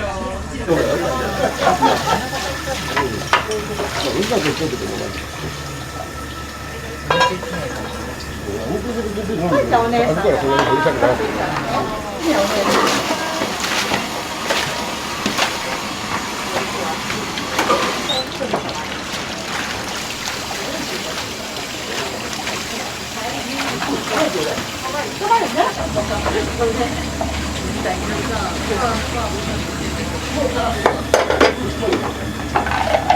これね、暑いから飛び出すから気をつけて。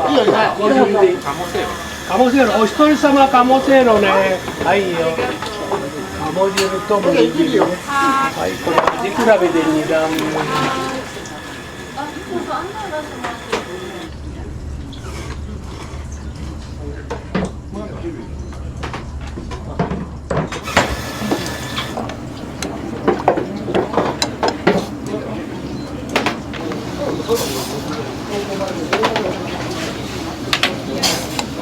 女性から女性ができや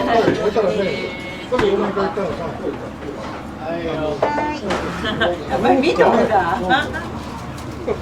動いたらみんなに。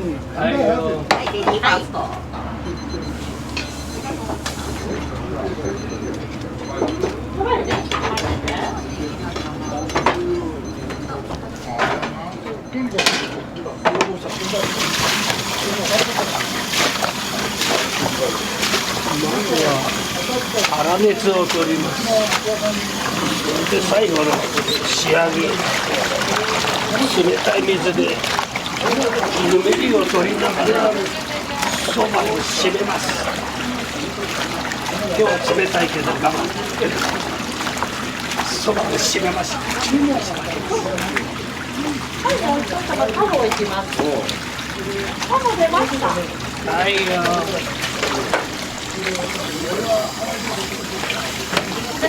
タワーいけた？後ろにいます。はい、まず1段で。2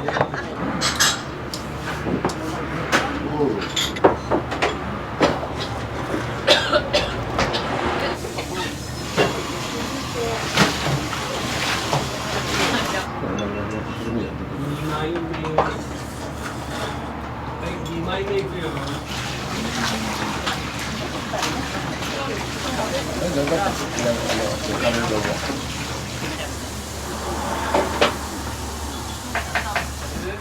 れで2枚。はいよ。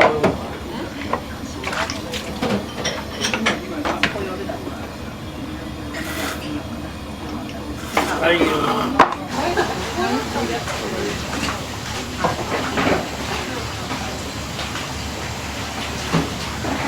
吉見さんの良さって私もね、ここ今日初めて来たんですよ。腰がピチッと効いて、やっぱり名前の通りだね。やっぱり年季が生えとる。私もね、あちこちでちょこちょこ食べてるんだけど、ここが違うね、ちょっと味が。美味しいですよ。また来ますけどね、これ。はい。サバチ一緒にどうぞ。もうね、年中これね、私は。365日。いけるもんがいらんでいいや。やっぱり大きな釜に塗ったら茹でなあかん。熱湯でね、だから私ね、風邪ひかない。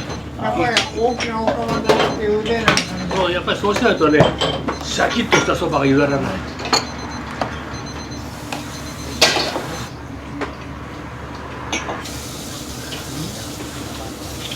はい、3枚目。はいよ、1枚目。はいよ。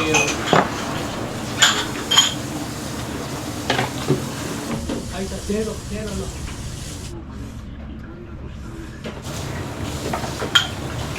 はいよ。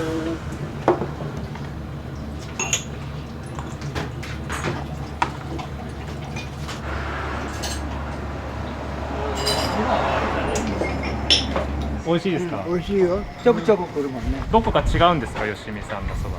やっぱり専門店だな。そばだけで専門店とかないんだよ。やっぱりこうそば一本でいいと思うんだ。まあ極端なこと言うとうなぎだ天ぷらだそういう何を力入れとるか分からへんで、まあ何でも一本のとこが、いい。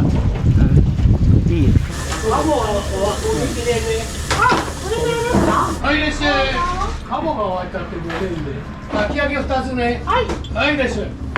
盛りそば2枚。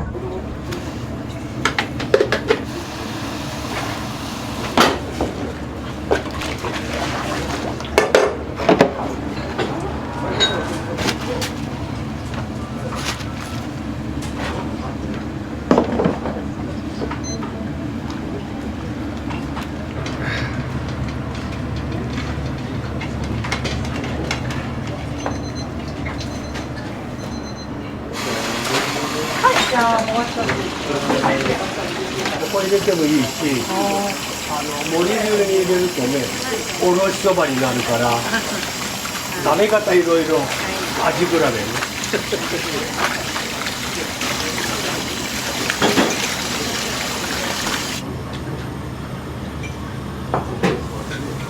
はい、まず1枚ね。はい。いただきます。お二人はよく来られるんですか？初めて。どうですか、初めての吉見さん？美味しいですよ。はい、2枚。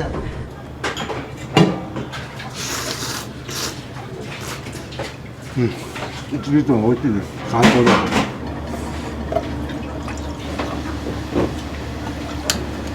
いらっしゃい。いらっしゃいませ。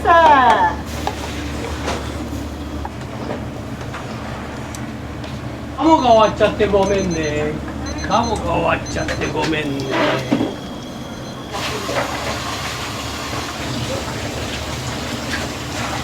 はいよ。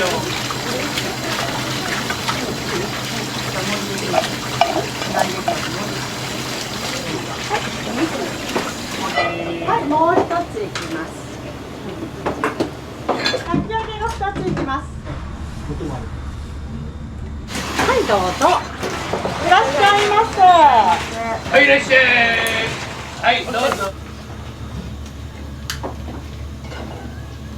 はい、まず一段ね。天汁でどうぞ。大根おろしそっち入れてもいいし、盛り汁に入れればおろしそばになりますし。はい。かき揚げお兄さん1枚追加。はい。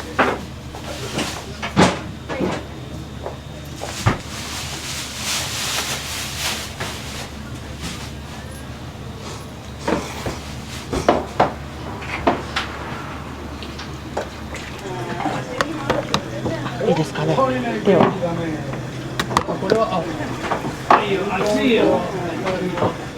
はい、お母さんとご一緒していきます。そうですといいよね。これは10上。はい、まず一段。はい、どうも、ありがとうございます。ありがとうございました。はい、そばよね。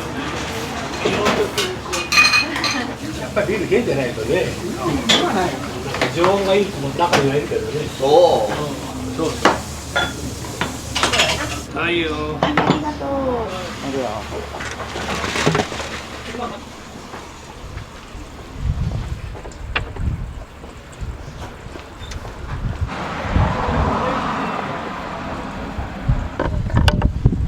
ありがとうございました。ありがとうございました。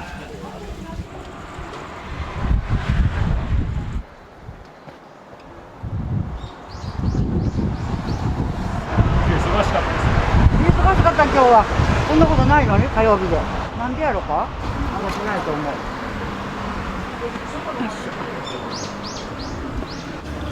俺だったらすぐ飲んじゃうけど。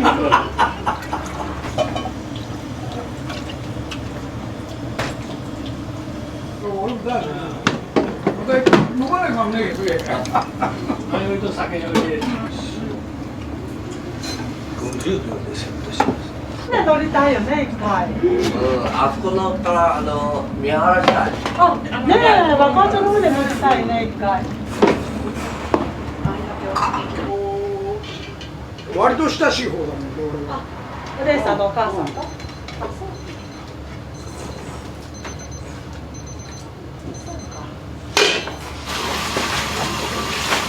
姪っ子と俺ら息子は、俺ノンベイだ。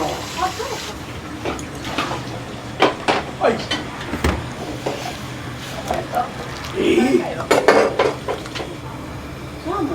はい。はい。まあ問題プレッション。はい。12時めがけてお茶行きます。はいよ。彼女じゃなかったのに。がっかりした中で。切りますこうか。そう。切りそうだ。うん。私ら3時押してるから、こんなんなるのはちょっとオーバーだけどさ。これだもんで、俺の前の一緒だけどね、理屈は一緒だけど。で、半日遅れちゃったから、半日俺も遅れ、そう言ったらさ、それはそういうことは経験で分かることか。経験で分かることか。あとは一度あっちはいい、あかんよと。なるほど。とんでもない。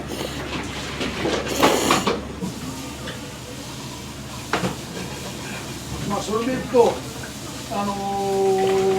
使えるだけど、だけど、親子で俺がそういうこと。あの日はね。いや、俺と一緒。よかった。君と七代さんはここにいつもいる。よかった。高尾も一緒。一緒。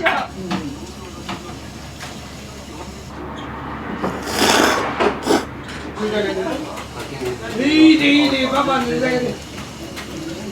あ、これね、もうちょっと小さいグラスないっていうとありません。怒られちゃう。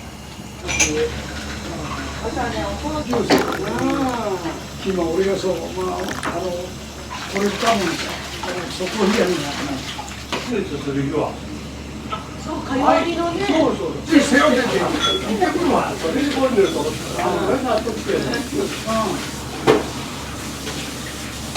ら、吉見さんの良さとかをもし本当にね、これだけのお客さんが見えるのはそばじいの性格、気さくさ。当然そばはうまいんだけど、だから長く続いとるんだよね。10年でそばがまずかったり親父が悪かったり誰も来えへんで。こんだけ続いとるのはそばじいの人格とそばのうまさ。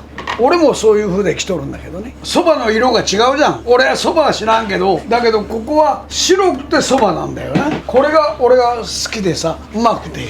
さらしだけのそばが好きってことだよね。そういうことだね。細麺で白っぽい、喉越しのいい。だから女性とかね、子供も万人受けするそば。わしが最後締めちゃって。なるほど。わしが締めちゃって。いらっしゃいありがとうも極力意識してね、大きな声出すというかさ。腹の底から出すとお客さんも気持ちいいしね、私自身も健康にいいからさ、まあ同級生みたいなもんだね。なるほど。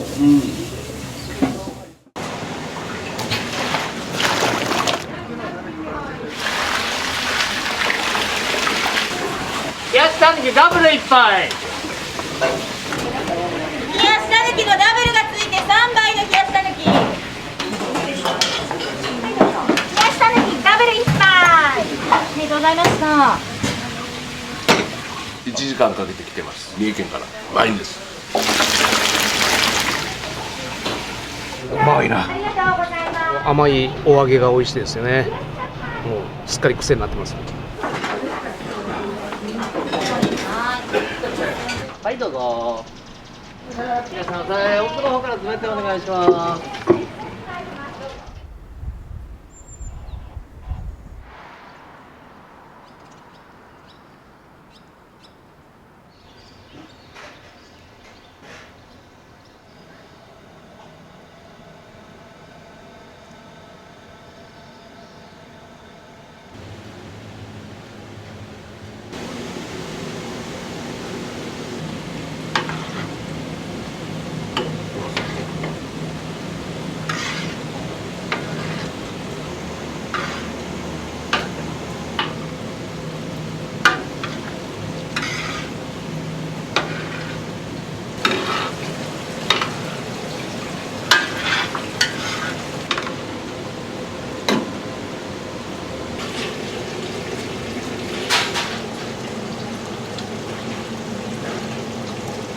これが室味。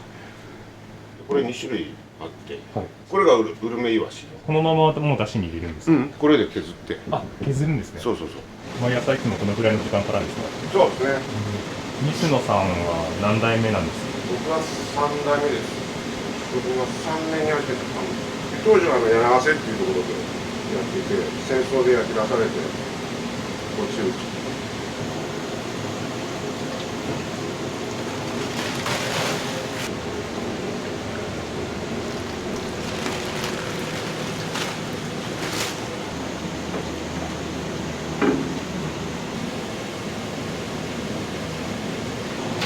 これ魚市場。グルタミン酸ソーダ。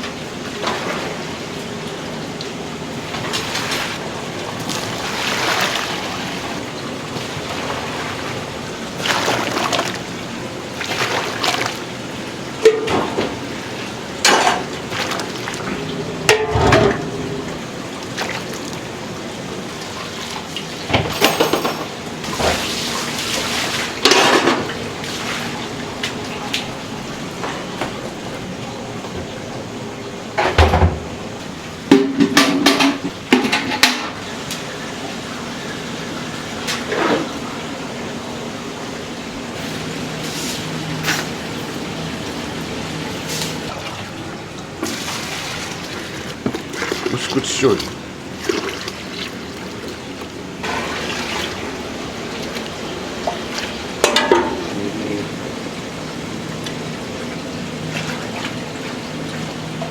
レガシー。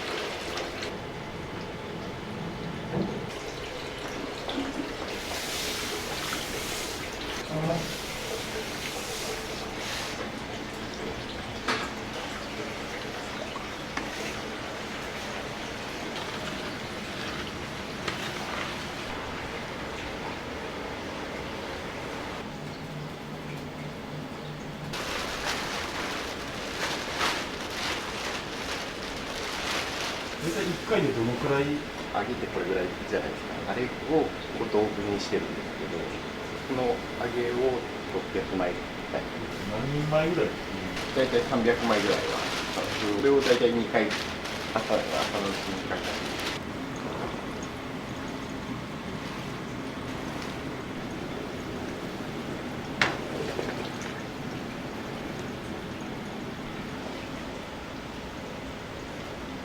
雨は降らなさそうなんです。そうですね。やっぱ雨とかだとお客さんのあれも違いますか？そうですね。天候とか気温とかにもよって、夏場はもう大体忙しいんですけど、ちょっと肌寒いかなってなるとついたりとかするし、逆に暑いともう止まらなかったり、土日とかはやっぱ多いですね。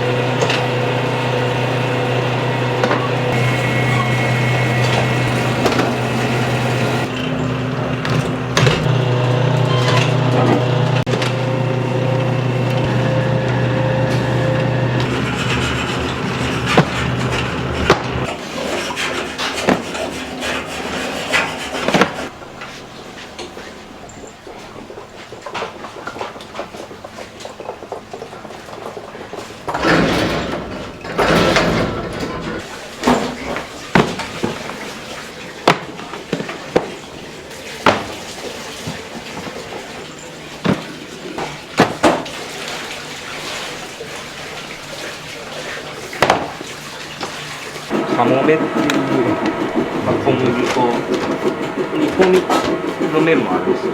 平組。そうなんですよ。で小麦粉の種類が違って。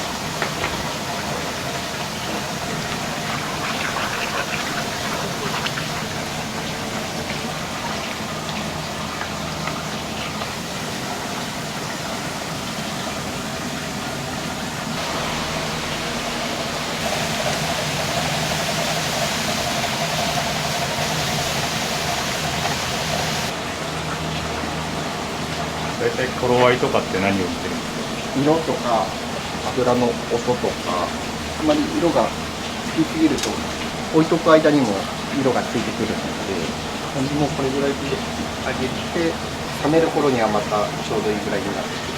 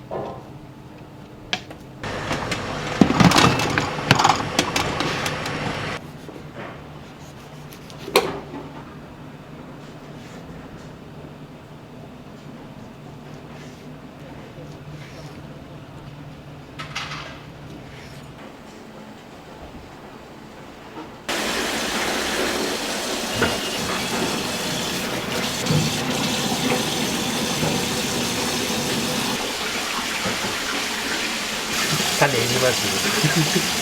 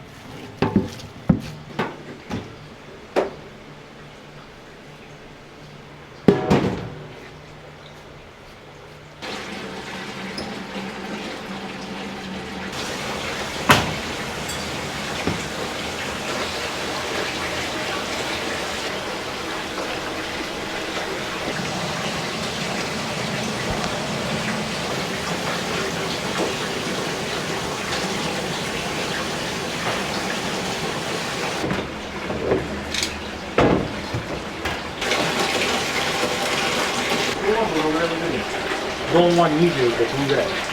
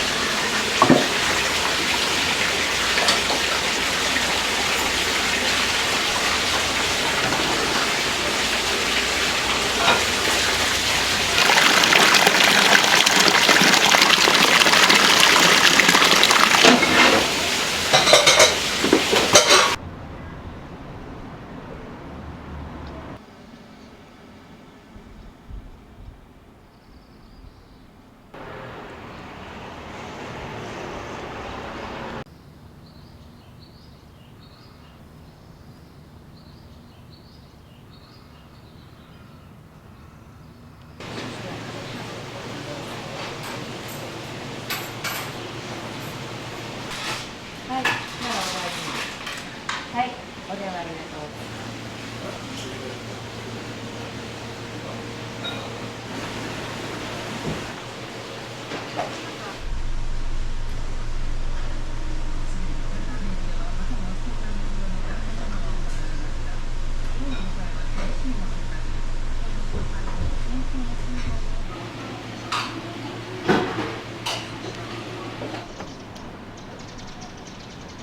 はいどうぞ。いらっしゃいませ。奥の方から詰めてお願いします。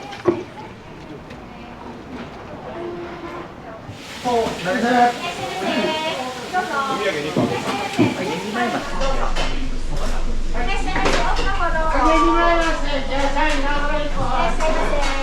冷やしタヌキ2杯。冷やしタヌキのなるほど2杯。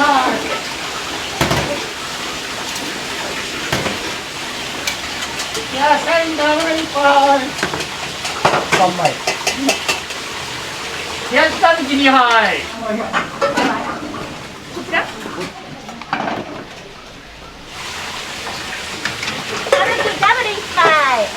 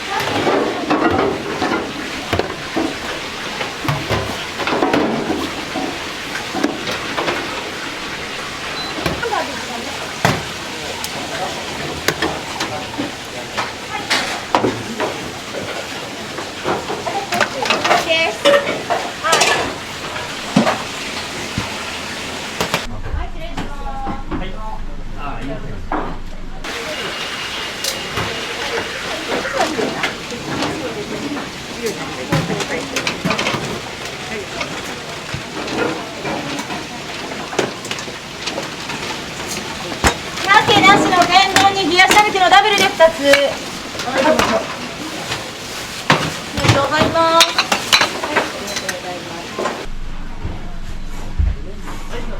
魚活の方は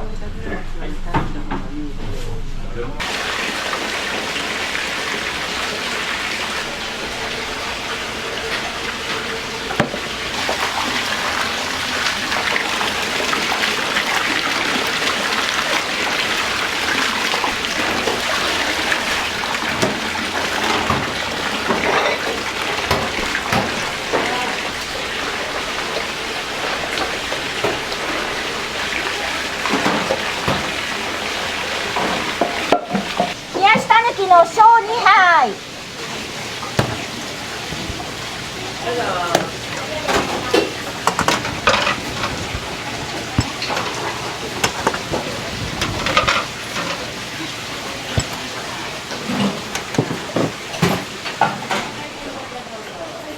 はい、どうぞ。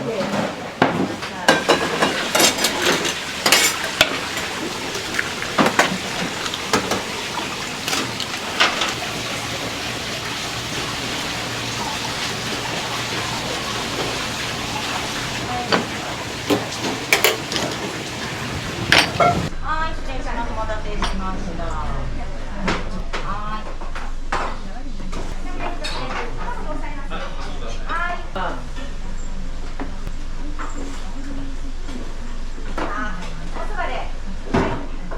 緑落ちのお鍋焼きにかやくで2つ。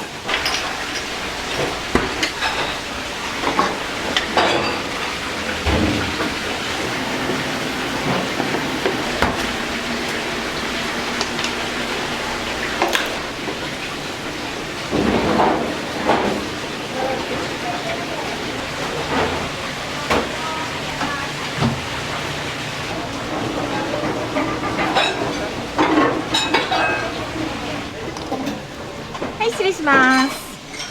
鍋焼きです。豚をお取りしてよろしいですか。はい、失礼します。はい、どうぞ。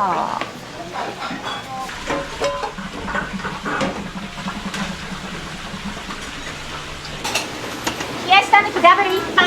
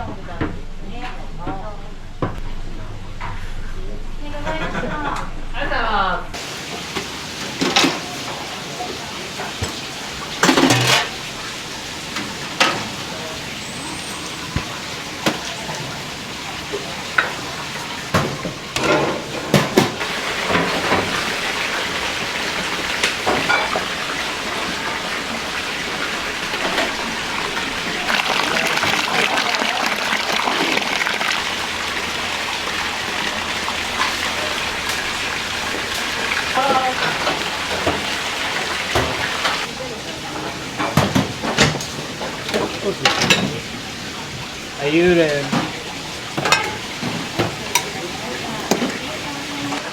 いや、最後に極道のソーダ2杯。いらっしゃいませ。3名か。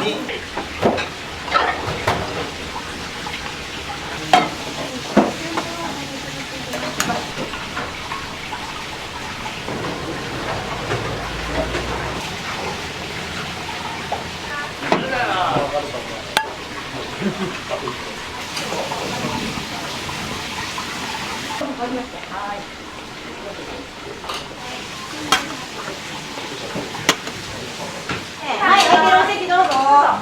テーブルを出すのと、カヤクでミックス。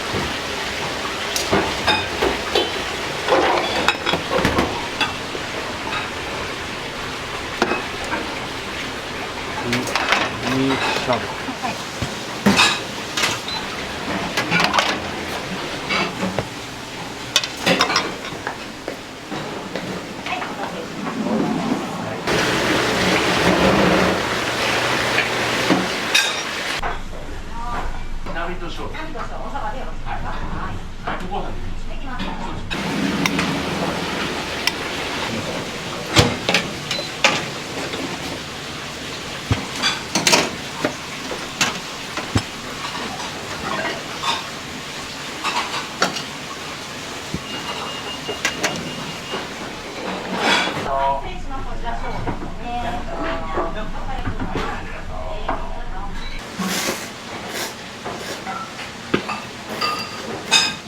来られるんですか。1時間かけて来てます。三重県から。お味の方どうですか。うまいんです。1時間かけて来るんですから。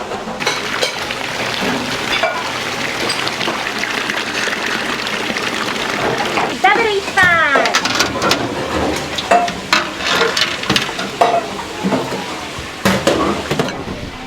はい、失礼します。ざる1枚。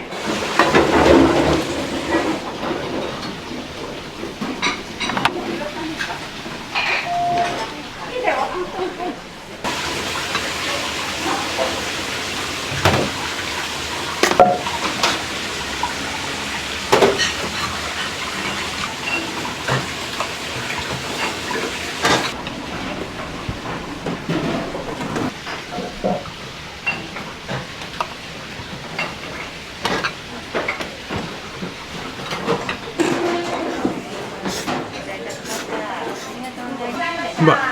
冷やし短期ダイナミック。冷やし最後の小2杯、そしてガスキング。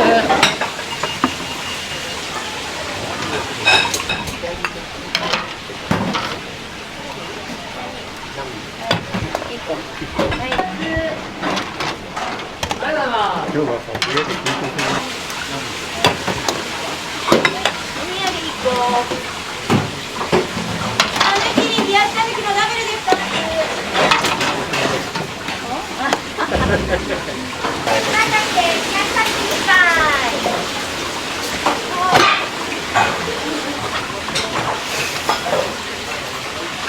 いや、再度ダイナミで2杯、何を味になります。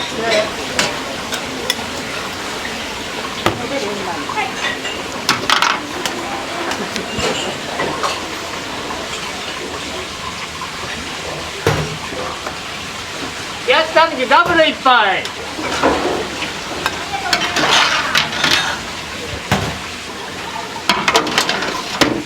た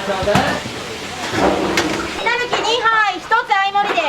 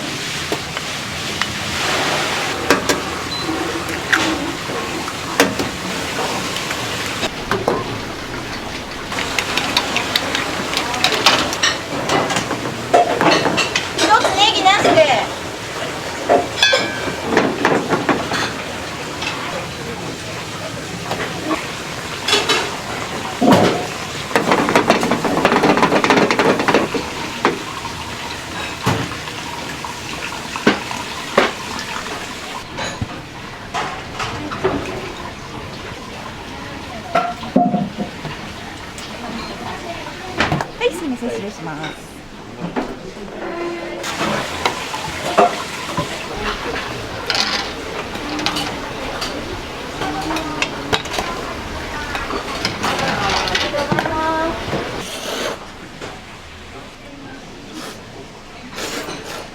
原下さんよく来られるんですか。でも相変わらずね、だからちょっと早めにランチが取れそうな時に。原下さんの魅力ってどういったところですか。ヒドランそば屋で岐阜のファーストフードってこの感じかねその感じが好きです。は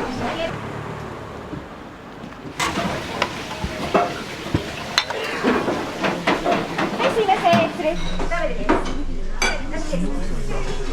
い、失礼します。はい、どうぞ。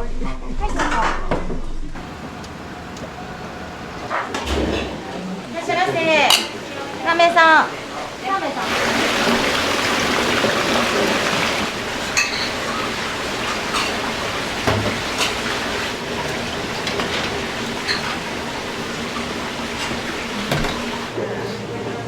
りがとうございます。冷やしたぬきダブル3枚。一つは相盛り、もう一つはサビなしで。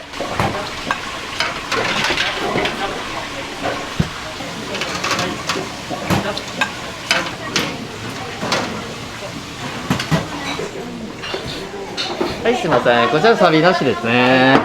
普通のこちらが相盛りで。そば湯をしていきます。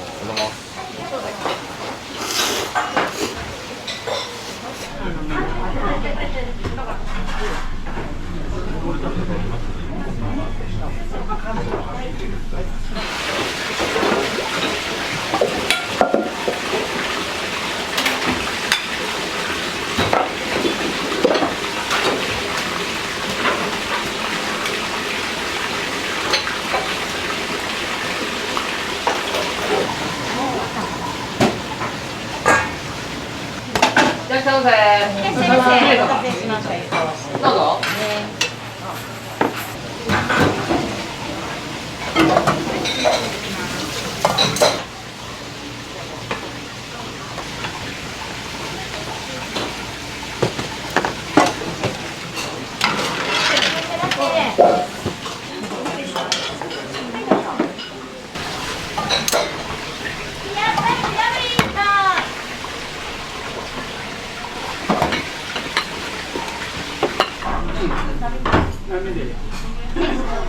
紙のおそばを3つで。はい。は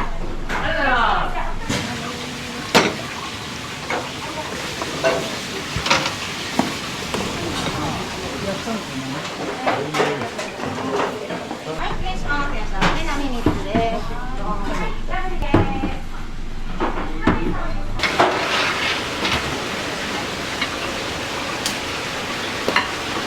冷やしたぬき大波で2杯。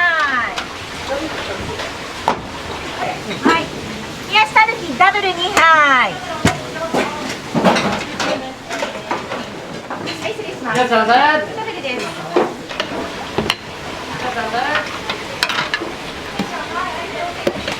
冷やしたぬきダブル1杯。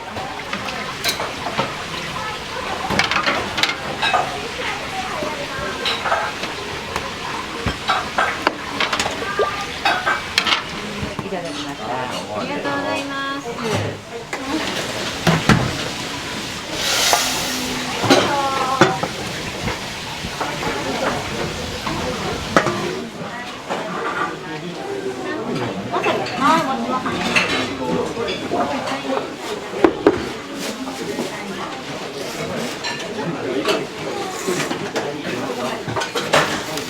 はい、すいません。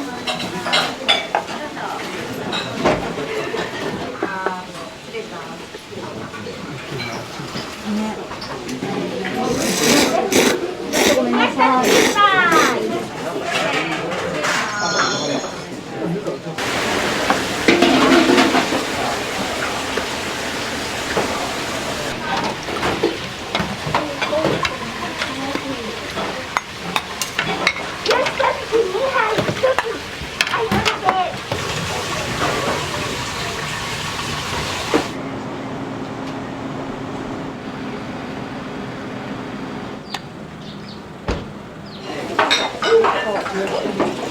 冷やしたぬき大波で2杯。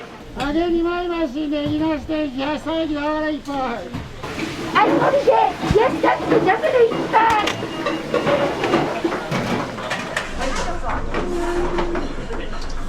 長いだけすいません。西村様ですね。ありがとうございます。全部玉落ち揚げ2枚増しで冷やしたぬき3杯。天丼のかけなしで。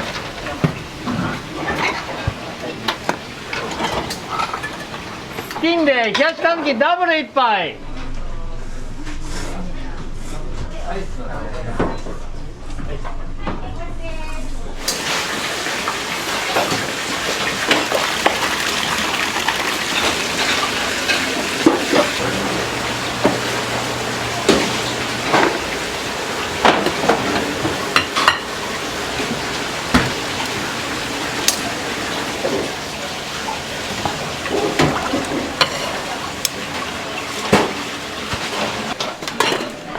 はい、失礼します。はい。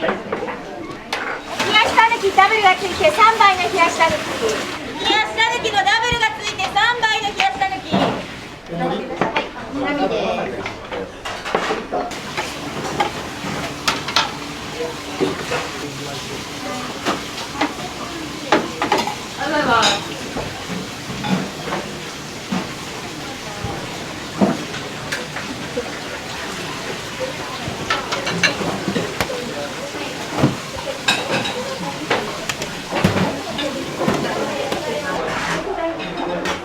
ありがとうございます。冷やしたぬき大盛り。大盛り。はい。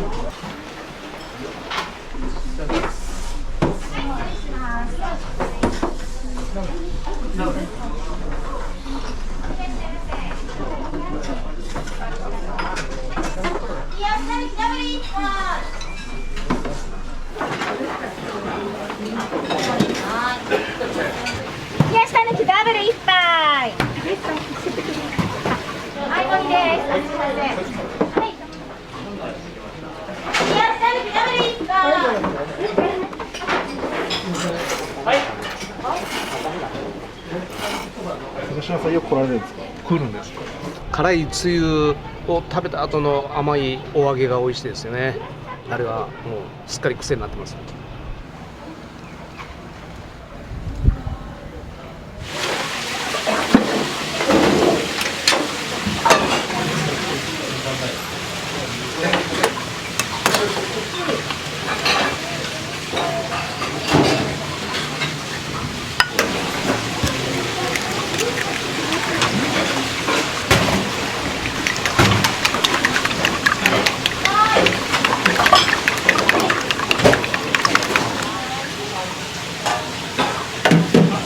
冷やしたぬき大トリプルで2つ。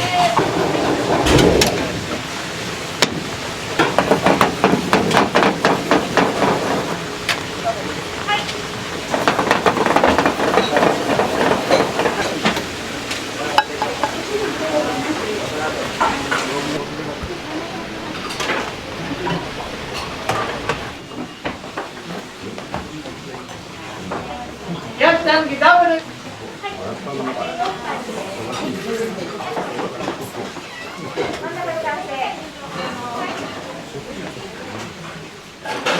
歌はお取りしてよろしいですか？はい、失礼します。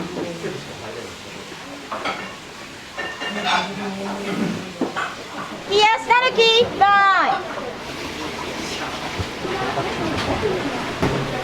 どうぞ。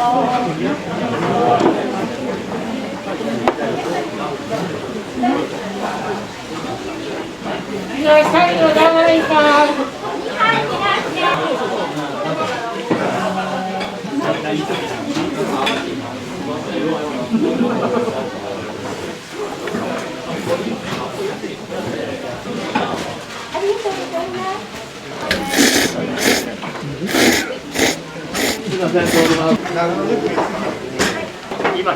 ごめんなさい、失礼いたします。冷やしたぬきダブル1杯。はい、次1名です。こちらどうぞ。すみません。ネギクリーム芋入りで冷やしたぬき1杯。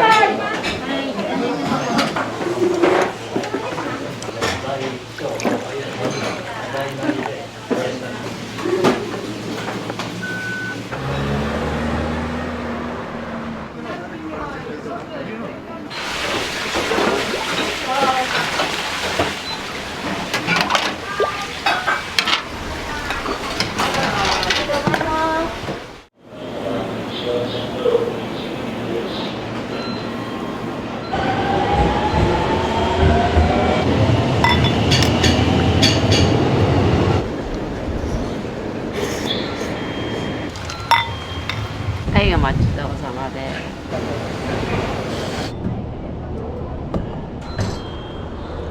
いらっしゃいませ。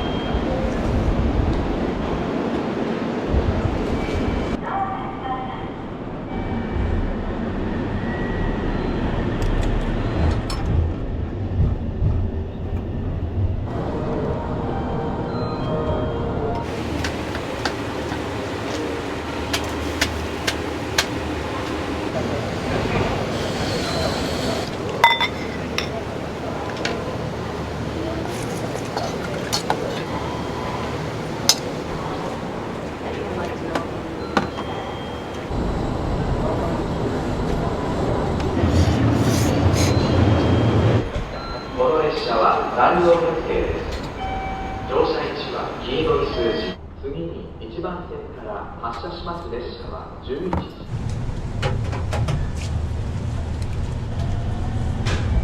どのぐらいなんですか？長いよ。ここの部署でずっとっていうわけじゃないもんでね、定年してでこの部署へ、勤続はもう20年以上だけど、ここへ来て15、6年かな。いつも何時頃が忙しいですか？朝とお昼、ここ1時半に終わるもんだから1時半ちょっと前が忙しくなるかな。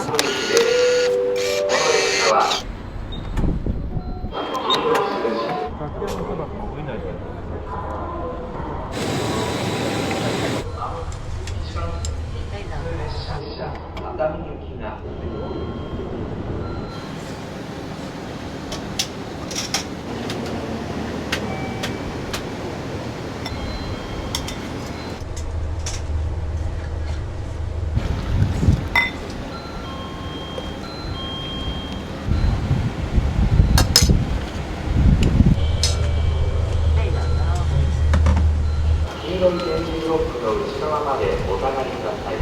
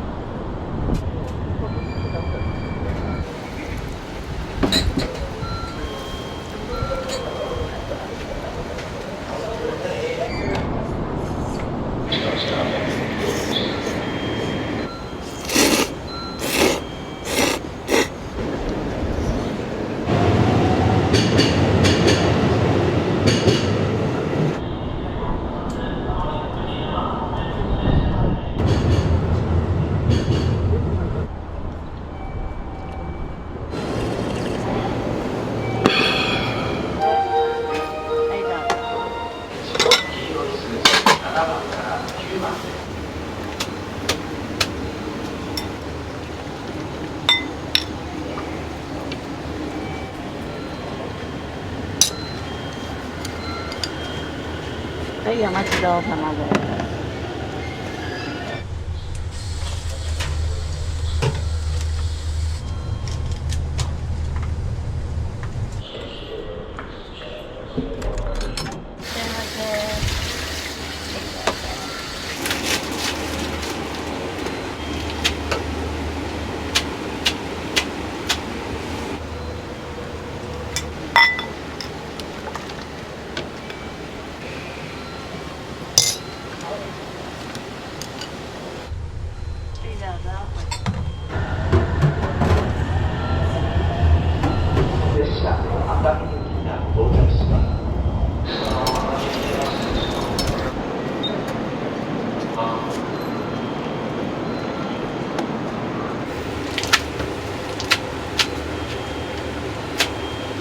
いらっしゃいませ。は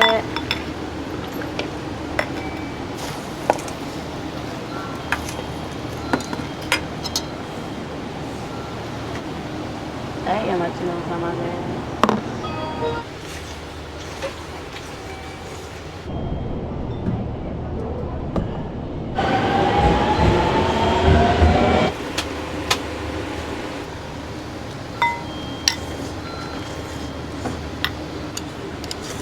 はい、どうぞ。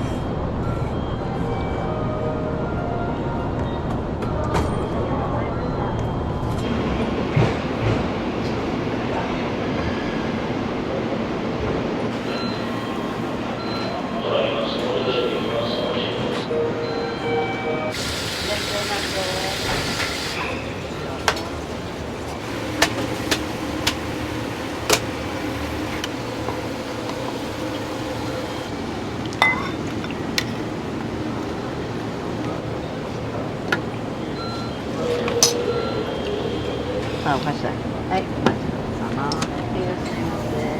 こちらお給料準備を閉まります。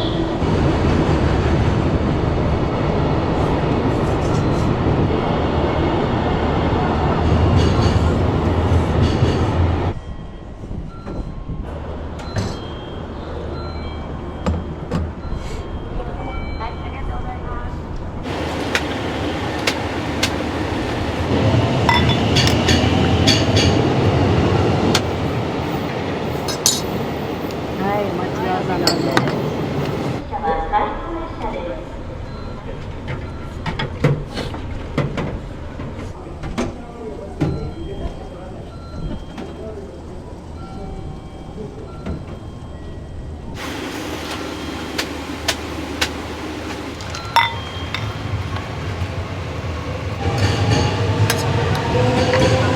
はい、お待ちどうさまです。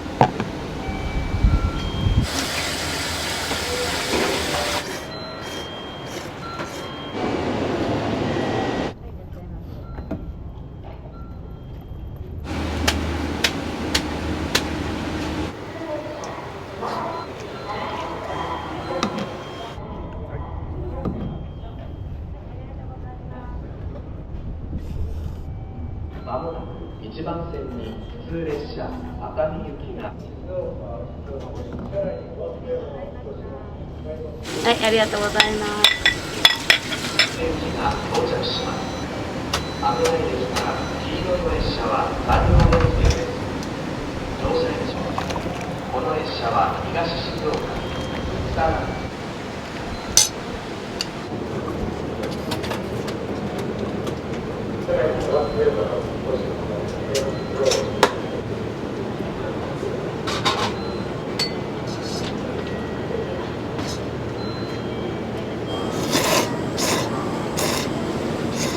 はい、ありがとうございます。